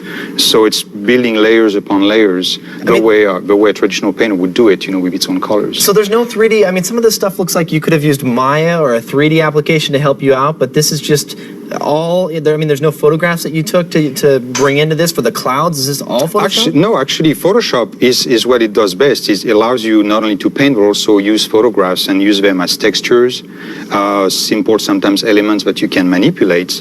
And so, it's a whole of mismatch of what works based on what the painting dictates. And so some paintings would use more of a Photoshop in terms of using more photos of textures. Some others would be more classic and use more paintbrush. I see. Do you have another example here that we have pulled up? What is this one here? This one was for another book cover called Elantris, and this one was based on a very classic, princess stories. But there was these huge architectural elements, and there was this kind of dark side to the story that I tried to capture with the environment and that giant cities in the background. And again, it's one of these very classical approach to try to come up with a color and a mood very quickly, and then build up from it. The book that I have talks more in detail about, the exact process step by step. So, speaking of books, you're also featured in a new Star Wars graphic novel, though, right? That's right, yes. Tell me about that. We were approached about a year and a half ago, the entire team of Star Wars 3, to come up with our own graphic novel. We had the choice to do pretty much whatever we wanted. The only requirement was that it had to stay in the Star Wars universe. But that's got to be fun. I mean, they give you kind of absolutely free realm to just do whatever you like. For me, actually, very, very much, because for years I had been trying to do comic books and never had a chance to finish one. So this was, the chance for me to do something finished. And, it's like, what can be any better than doing it for Star Wars? Very cool. Can't wait to check that out. Thanks for coming on the show. Well, thanks for having me. You can see some of Stefan's work in his book, Quantum Dreams, and we have the links to more of his work in today's show notes. Now, guess what, folks? It's time again for 1.21 gigawatts of It Came From eBay. It's pretty good.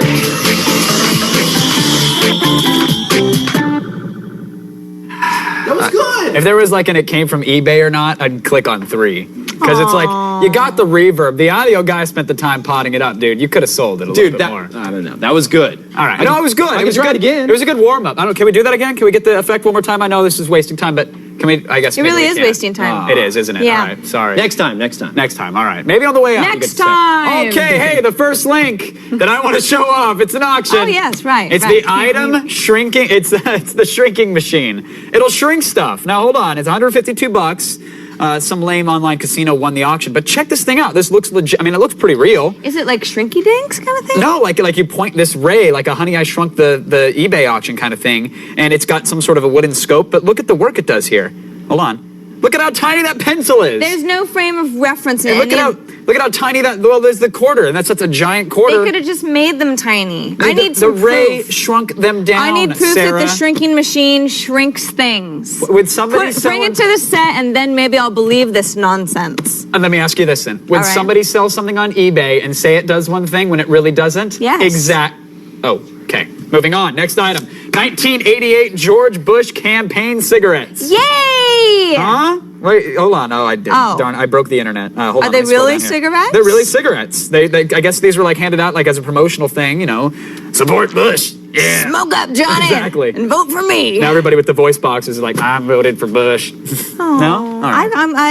I'm sad by that eBay item. Way to bring me down. Really? Yeah. Oh, okay. Well, this George one. Bush cigarettes? Well, how about this one? The ultimate silver handbag. Maybe that'll perk you up. Check this bad boy out. Perking up. Don't look if you scare easy.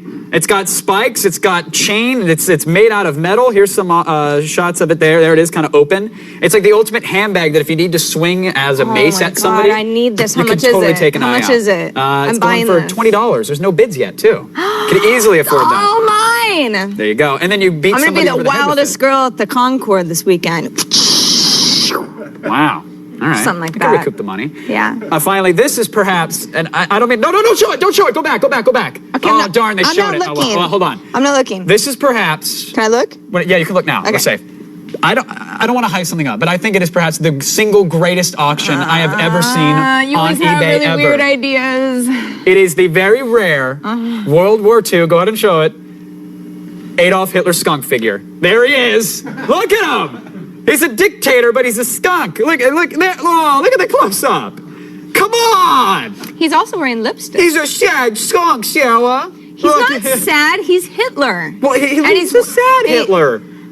What's wrong with you? Sometimes I wonder. I do. Always expect the unexpected when it came from Aw, eBay. I'm sorry, Kevin. I really do like you, and I like your shirt. Don't let them tell you any different. Hold up there, super guy. The feed is coming up, and Sarah hates it when you're late. I do. Yeah, and you won't be able to contain yourself when you see just how much coolness is crammed into each episode of Harvey Birdman and Sea Lab. Woo! We'll be back.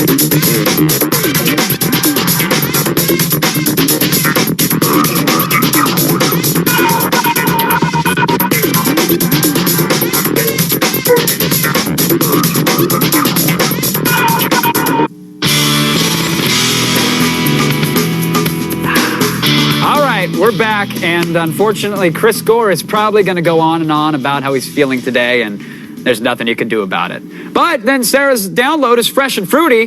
However, it may contain traces of nuts, so you just got to watch out. Now, yesterday, we showed you the innards of William Street, but sadly, we neglected to show you the reason they exist in the first place. Because without any of the cartoons, it'd be just a bunch of dudes hanging out in a warehouse. Man, how do they do it? Recycled cartoons from the 1960s, $1.99 promos, and yet millions of viewers. You know, there's something special about that Adult Swim team, and I get to be intern for a day, so I'm gonna find out all about it. It's gonna be great. Oh man, I'm finally here. I can't believe it. William Street. I'm gonna finally show all these people how creative I am. You the intern? Yeah. Photocopy these. Yeah. Okay. Excuse me? Hey. Hi, I'm sorry. I heard you guys doing $1.99 promos. Yeah, you the intern? From this room. Yes, hi. I am the intern for today. Kevin. Welcome, I'm Michael. Michael. The best thing about the text, Lazo thought, well, why don't we just talk to the audience instead of yelling at them, shouting at them, trying to tell them what to do. Instead, let's just talk to them like they're people like us. That way we can change a bump on a given day. If something happens in the news or we've got a new show, that night we can drop it in. Excuse me. You're Clay, right? Right. You edit Aquatine? I do. Oh, great. Well, I'm Kevin. I'm the intern for the day. So if there's anything I can get for you, you can let me know. I can do some great VO. If you need me to edit, I know After Effects. I know a little bit of the Final Cut. Cool. Pretty proficient with Pro Tools. Good. And I do voices as well. Great. I need coffee and a coffee. Thanks. Coffee? Yeah. Yeah. All right, Jay, I'll get right on that. Thanks. Harvey Birdman, attorney at law. Kevin, how's it going? Hi, good. Good to meet you. Maybe you can help me figure out exactly how the Birdman comes together. Timing is a major part of it. So traditionally you would have storyboards, but you couldn't hear it and you couldn't see how it was timed out. So you wouldn't know if it was playing well or not, you know, comedically, if the timing's correct. What we're able to do in Flash is that we can see the drawings with the audio much bigger case together. What was the biggest hurdle when making that leap from traditional to Flash? Probably just getting used to the fact that you're no longer using a pencil or a real piece of paper. That's just very daunting for someone who's just, that's all you've done all your life is just draw. Basically, we have model packs for all the different characters, which includes heads and bodies and arms and hands and things like that. We have this sort of this online search function with every scene that's ever been done for Harvey Birdman in the past goes into this library system, and I can just search it using a keyword. If I'm looking for Harvey's foot for whatever reason, just type in Harvey's foot and then just a list of scenes come back. And I actually get the actual flash file of that scene, and I can pull out all the elements that I want. Sure, he wasn't getting paid, but he should have considered the whole benefits package. Free artificial sweetener packets in the break room, up and down elevators, toilet seat protectors. This internship sucks. They haven't given me a single creative task yet. Hey, Trevor, where are the copies? Oh, Kevin, I'm with G4. I'm the... Yeah, not important. I just need the copies.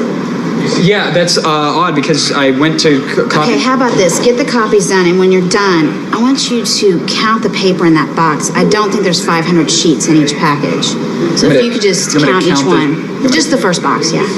Yeah, I'll, Okay, great. Yeah, let's get right on that. Thanks. Make sure they're not shortchanging us. Yeah, I'm gonna drown somebody in the swimming pool. Adult swim. If you're looking for me, you better check under the sea. We make a show called Sea Live 2021 for Adult Swim. Our show and Aqua Teen are designed to be cheap, quick, fast, pop it out there. It's not as much about the visual as it is about the writing. This show sucks. The writers absolutely suck. And could this green room be any hotter? Do you think these shows would have been possible, 20 years ago, 15 years ago, even before, After Cuts and Final Cut? That's part of the appeal of all these things is you could make our TV show in your spare time at home, sitting around. Let's go get some pills from Mom. I'm gonna eat the hell out of some pills. Pills from Mom. I'm still jealous that you got to go to that. Dude, I'm telling you, it was heaven. I walked through, and then there was like a chorus of angels there to greet me with lollipops and. I thought you weren't swag. coming back. I wasn't going to, but there was anyway. Do you remember this bag here? This is not swag. just an Adult Swim bag, but it's actually filled with swag. Nice. Good stuff. DVDs, hoodies, all sorts of good jazz. Why do we show this off every day? Are you gonna give it away to anybody? Tomorrow, actually. Really? Tomorrow, and it just might be your chance to win it, which would be pretty sweet. And also tomorrow, we're going to profile some of the new shows that Adult Swim is serving up. And on Thursday, we're going behind the scenes of Aqua Teen Hunger Force. Nice. It's going to be awesome. Do you have a favorite Aqua Teen guy? Do you like Meatwad? Not a big Aqua Teen fan. Oh, really? I haven't seen that much of it. I've seen a couple episodes. Oh, man. Spent too much time on the computer. Oh, you just lost 10 experience points. You're back down to level 2, friend. I like C-Lab. C-Lab's awesome. Yeah, that's pretty cool. Anyway, Aqua Teen's cool. The behind-the-scenes stuff is going to be great. But now, well, watch out. It's the feed.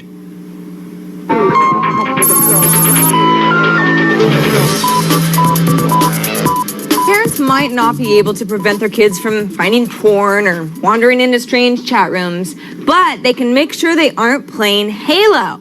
How do they do it? Well, a company called SmartGuard Software is releasing an application that will read the ESRB rating encoded on a game and either permit or refuse access based on what it finds. So if the game is rated M for mature and you're one of those kids who still giggle when people pass gas, you're SOL, buddy. Of course, the Xbox has had this function for years. Nobody's made a big stink about it, though. Besides, do you honestly think kids who use computers 24/7 aren't going to figure out how an application flaw works when their parents get flustered by Minesweeper, might overlook it? Doubtful. Anyway, we've been trying to ignore the next story for a few days in hopes it was just a booze-induced nightmare or perhaps a glitch in the Matrix. But it seems it's true that hair gel host buddy Ryan Seacrest has been giving a star on the Hollywood Walk of Fame. A site called HOPE, or Horrified Observers of Pedestrian Entertainment, is on the case, though, encouraging people to deface Seacrest's star for fun and prizes. The site gives the exact location of the star, and it's going to be giving out prizes like T-shirts and CDs for the best photo proof of said defacement. Our money, of course, is on Brian Dunkelman winning this hands down. Moving on now, Mike Homer and Mark Andreessen, the guys behind third or fourth best web browser Netscape, are trying to launch a brand new online TV service best described as part TiVo, part BitTorrent. And we'd throw in all fun, but we're not paid to come up with slogans, so I'm not even going to do that. The system called Open Media Network will allow everyone from traditional broadcasters to everyday Joes to openly distribute their videos through a peer-to-peer distribution channel. Users can also register to receive automatic downloads of individual shows. It's cool and all, but we're kind of waiting for a Mozilla TV. That's right, we said it, Mozilla TV. Doesn't that sound great? And finally, rumor has it that George Lucas himself will cameo in an upcoming episode of The OC. Luckily, we managed to get hold of the opening crawl. This is totally exclusive to us. It is a dark time for Seth and Summer. She, still totally into that Zach guy, but is dating Seth too, slut. He's kind of cute, but he's super, super nerdy. Anyway, Seth writes his comic book and he shows it to Ryan, who's oh, I'm brooding. And then Marissa's whatever, I'm so not a lesbian anymore. And then Seth's parents start kissing and being gross, and that is super gross because they're over 30. So that George Lucas guy who did those Star Wars movies and whatever invites Seth to dinner, but Seth already had a date with Summer. So now he has to choose whether to ditch Summer for the 8th millionth time. I kind of went a little bit past the roll there. And in my best Yoda voice, pretty awful this will be. Yes. And that's it for the feed. May the Coens be with you. Oh, and also with you. That was a decent Yoda voice. I'm impressed. Do you have a good Yoda? No, I don't have a good Yoda. Come on, no. Try a Yoda. Let's hear it. No, I really don't have a Yoda. Oh, all right, fair enough. I'm excited about the Mark Andreesen thing, though. That's kind of cool. Really? Yeah, dude, Andreesen's got some good plans. All right, we'll see. But what about the OC? You're going to tune in for that? No, I don't watch the OC. What is Lucas's fascination with the OC? First it was the trailer, and now it's a cameo. Yeah, is it something he thinks? It must be that popular to kind of launch. I mean, that's the generation he's going after, right? Is it? Demographic? I guess. Yeah? I guess, yeah, he's already got the fanboys. They're already going to watch the Star Wars, so why not go for the people who like the OC?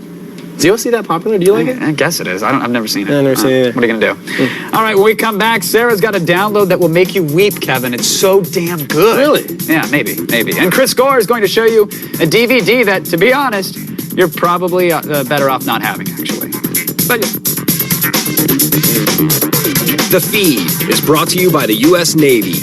Navy, accelerate your life.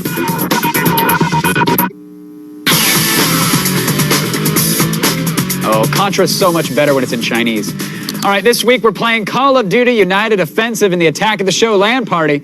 Now, the name of the game is United Offensive, which refers to the Allied forces in World War II, not an Andrew Dice Clay guest spot on the Howard Stern Show. Come on! You like that? Somebody got paid to write that. All right, to register, go to our website and click on Join Our LAN Party. You'll get all the details and the links to get started. And we'll see you Thursday for the old LAN party. Now, I think it's time for some important DVE Tuesday business, right, Sarah? Isn't it? Right, Kevin, because it's often imitated but never equaled. Mainly because they just can't get that lisp right. It's DVE Tuesday!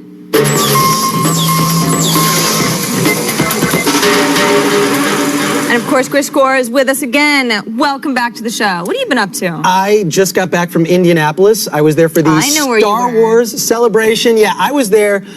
Brendan was there, of course. Those kids know how to throw a party, or what? It was fun. It was fun. Came back with, I've got, you've seen the Live Strong, Lance Armstrong things. I've got a Revenge of the Sith. It's like the Revenge of the Sith Kabbalah type of a thing. It was fun. It's very trendy. I would describe it, though, as Line-a-Palooza, because I waited in more lines than I've ever waited in my entire life. Like more than Disneyland kind of thing? Yeah, but it was a blast. I saw Rick McCallum. He showed about 7 minutes of footage from the movie, and it was incredible. If you see this film in the theater, go see it digital. It was fantastic. I mean, jaw-dropping. Wow. Yeah, but we've got some DVDs to talk about, We though. do, and let's start with the first one, Lemony Snicket's A Series of Unfortunate Events. Now, if you were a fan of the film, which I was, I like this. It's like much darker than the Harry Potter movies. I don't know what your opinion was. Very.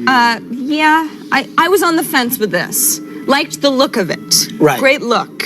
Great look. In fact, I think they won an Academy Award for costumes or something. Yeah, the art direction's phenomenal. Jim Carrey, I don't know what it is.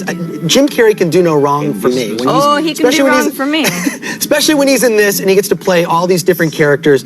The one thing I will tell you about the DVD, it's kind of confusing. There are two editions of the DVD that are out. Okay. One that's just a traditional widescreen one disc. There's a 2-disc set that you can get that has lots of extras. It's got 2 commentary tracks, including one with Lemony Snicket. Actually, the author of the books. Right. Does it with the director. What I don't like, though, is he does the entire commentary in character, which kind of bothered me. Daniel You're like, Handler. come on, man, you're not really Lemony Snicket. Well, Quit it. yeah, but the real guy's name is a guy named Daniel Handler, lives in Northern California, and he wrote all these books. And, you know, I really wish, I want to get some more insight from him about how the films were made. But, I mean, the double disc set, which you want to get. That's the one you want. That's the one you want to get. The other one, make sure. pass The other it on one, by. forget it. Just don't even bother with it. But the double disc set also comes with the first Lemony Snicket book, and it's kind of this handsome leather-bound edition, not the DVD that we showed at the head of this. Right. So pick that one up for sure. Get the pretty one. Get the pretty So one. bottom line, buy it, man. That's a buy one for Lemony Snicket. All right, moving on now. Next movie, F for Fake. Yeah. What yeah. is that? I don't know. I don't even know Well, what I'm saying. I don't know either. It means a lot Well, if you you need to know. Yeah. It means a lot if you live here in Los Angeles. F for Okay. Fake, because we see a lot of that. You know, I'm talking about Pereira. But this is a film that's He's had really some for work done. uber film geeks. It's an Orson Welles sort of documentary essay. And for me, any movie that's described as an essay, not a film I actually want to make the time to see. It's really self-indulgent. No, I run from essays. Orson Welles, it's a documentary essay. He's reading poetry. He talks to these artists who actually did forgeries of paintings. And one guy did a fake Howard Hughes book. It's a fake biography. So this is kind of like punked for intellectuals. Is this like erotic too? What's going on? It's not even erotic. So I was again. I'm a big film geek, and I wasn't even into it. You weren't even into it. No, So bottom no. line on this, It's a pass. it's a pass. skip it. Don't even bother. Don't even bother. Don't Yeah, even bother. see Orson Welles' better film, Citizen Kane. If you've never heard of it, One of his more might want to check it popular out. films. And you the know, DVD well has liked. the DVD has a great commentary by Roger Ebert. So pick up Citizen Kane. All right. That's That's a what I like recommend. about you, Chris. You're very honest. Yeah. And finally, Crank Yankers Season 2, Volume 1. Yeah, you know what? I'm sorry, I'm laughing. I'm just... There's 15 I don't know how many times episodes. I could watch that. Yeah, 15 episodes are on this double disc set. Maybe 1 or 2 laughs per episode. It's one of those things where, yes, late night on Comedy Central, it's kind of funny, does not stand up to repeated viewings. And God.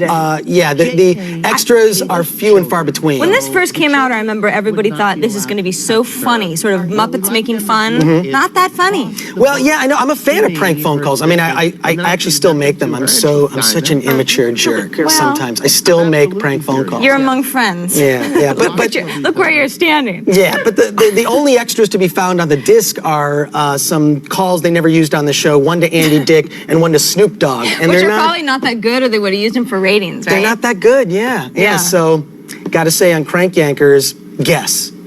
Pass? It's a pass. Skip it. I'm Skip starting to that get to DVD. know you. We're really starting Yeah. to get a vibe going. It's pretty easy. Yeah, you read me. You read right through me. Thanks so much for being here again, Chris. Great, Always thanks good for to have you. Glad you Cool. made it back from Star Wars alive. I'm alive.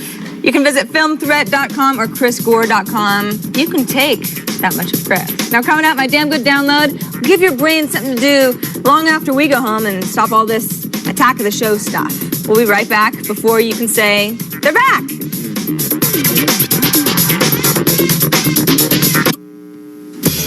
Do you think we're taking tomorrow off, huh? Well, you're wrong. We never sleep. We've got an inside look at the magic bullet software that turns digital film into celluloid. How about that? And Kevin Rose's Dark Tip unveils invisible keystroke loggers. Just who exactly has been using your PC? Find out. Then, we're strapping on the floaties for another trip to the Adult Swim headquarters. I think we're starting to prune, actually. Floaties. Don't forget, from May 8th through May 21st, the Whipset sweepstakes will be kicking off. So watch Street Fury and Formula D every night between the 8th and the 21st, and keep an eye out for sweepstake clues. There'll be 4 new clues every night. So when you find them, enter them at g4tv.com/whipset sweepstakes, and you could win the grand prize, which is what? $20,000 car makeover. Woo!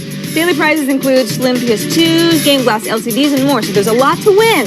And the more you enter, the better your chances are of winning. Isn't that fun how it works? I love how that happens. Me too. It's so convenient. It is. What if you drive a Kia, though? You're going to spend 20 grand tricking it out? Think of how cool your Kia would be. That's true. $20,000 richer. That's true, I guess. That's right.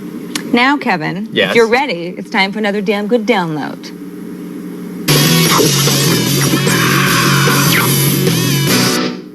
All right, right, so this little dealy bobber here is something that we show up every once in a while. Word. You know, over the years of technology-based programming. Dig it. Okay. It's called Keyhole. Now, Keyhole Right was on. purchased by Google some time ago, so now there's a lot of new features. I'm actually looking at a trial mode, which is free. Okay. It's a All free right. trial mode for Keyhole Pro, which goes for like $600. So. What do you get with that? Is it? I mean, we have Google Maps. All right, well, let's just, okay, this is something completely different. Okay, so we're in Beverly Hills, right? Of course we are. This is, you know, it's just sort of, there's the idea. You see the 405. This is somewhere around the vicinity of our studios. Well, I've previously punched in the address of an old place that I used to live in, Sebastopol, California, on Kennedy Road, right? All right, stalkers, pay attention. Well, I don't live there anymore. Well, there's remnants, hair Oh, gosh, follicles. all of a sudden I feel really bad if anybody else lives there now. Like, well, anyway, maybe you Sorry, watch guys. the show. You're famous. Let the strangers in, invite them to drink, and let them comb for hair. Shoot. Oh, well. That's Sarah Lane Hair Doll. Sorry, Kennedy folks, because I don't live there anymore, so Where I don't is it? care anymore. Here it is. So as you watch the map, Oh, hey, going up California a little bit, moving into northern territory, and this is all fun and good and everything. This is like soaring over This is pretty California, fun. but lame. But not lame. I mean, like, but just but different. not lame because look how close we're going in, Oh, and wow. I have made a little mark here with a little pin, which I named my old house because literally that exact spot was where I used to live. And if I use this little hand, I can kind of move down, and this is the road I used to sneak out at night, me and my friends, we go, all that stuff. And it's funny because it's like I'm looking and I'm going. Wait, that's the tree I used to hide in, right there.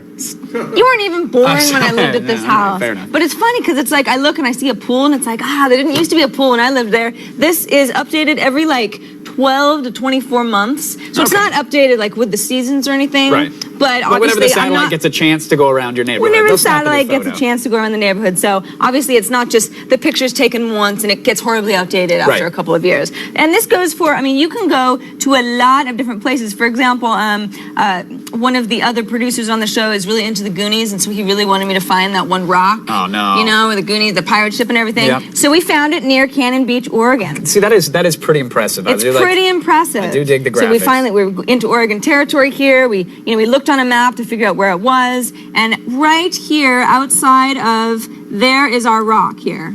Right here. That's the rock. And you can zoom in a lot more. See, I mean, you can zoom in to the point where it's like, it's as if you're in an airplane and That's you're nice and about fluid, to too. land. And this is worldwide. Now, of course. The coffee cabana's right there, too. so. That's another really good feature I just want to show you really quick.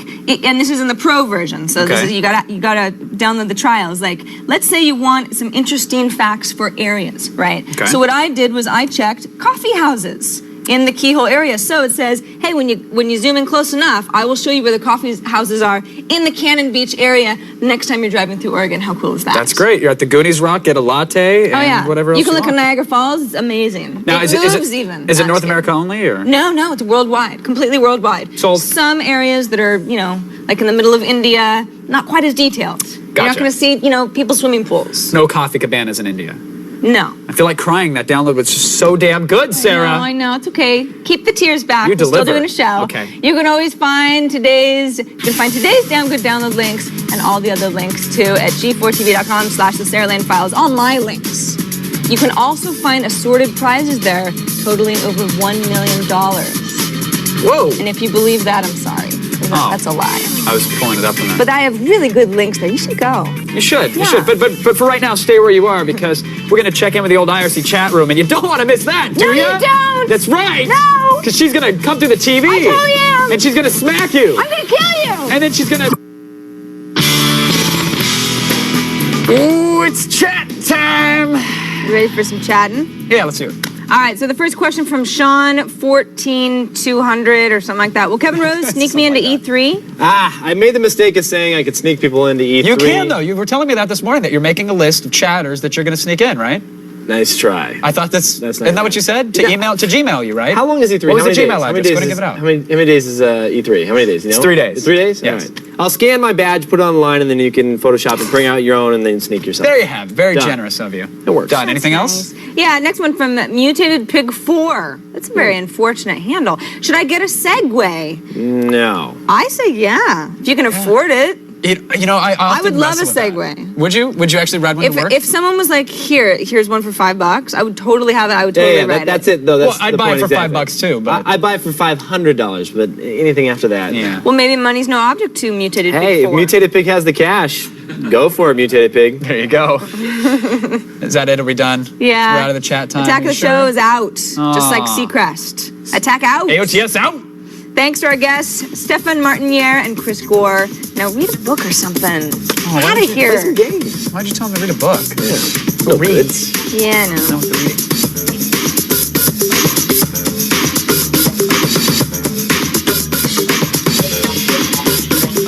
Wardrobe for Attack of the Show provided by Jinx.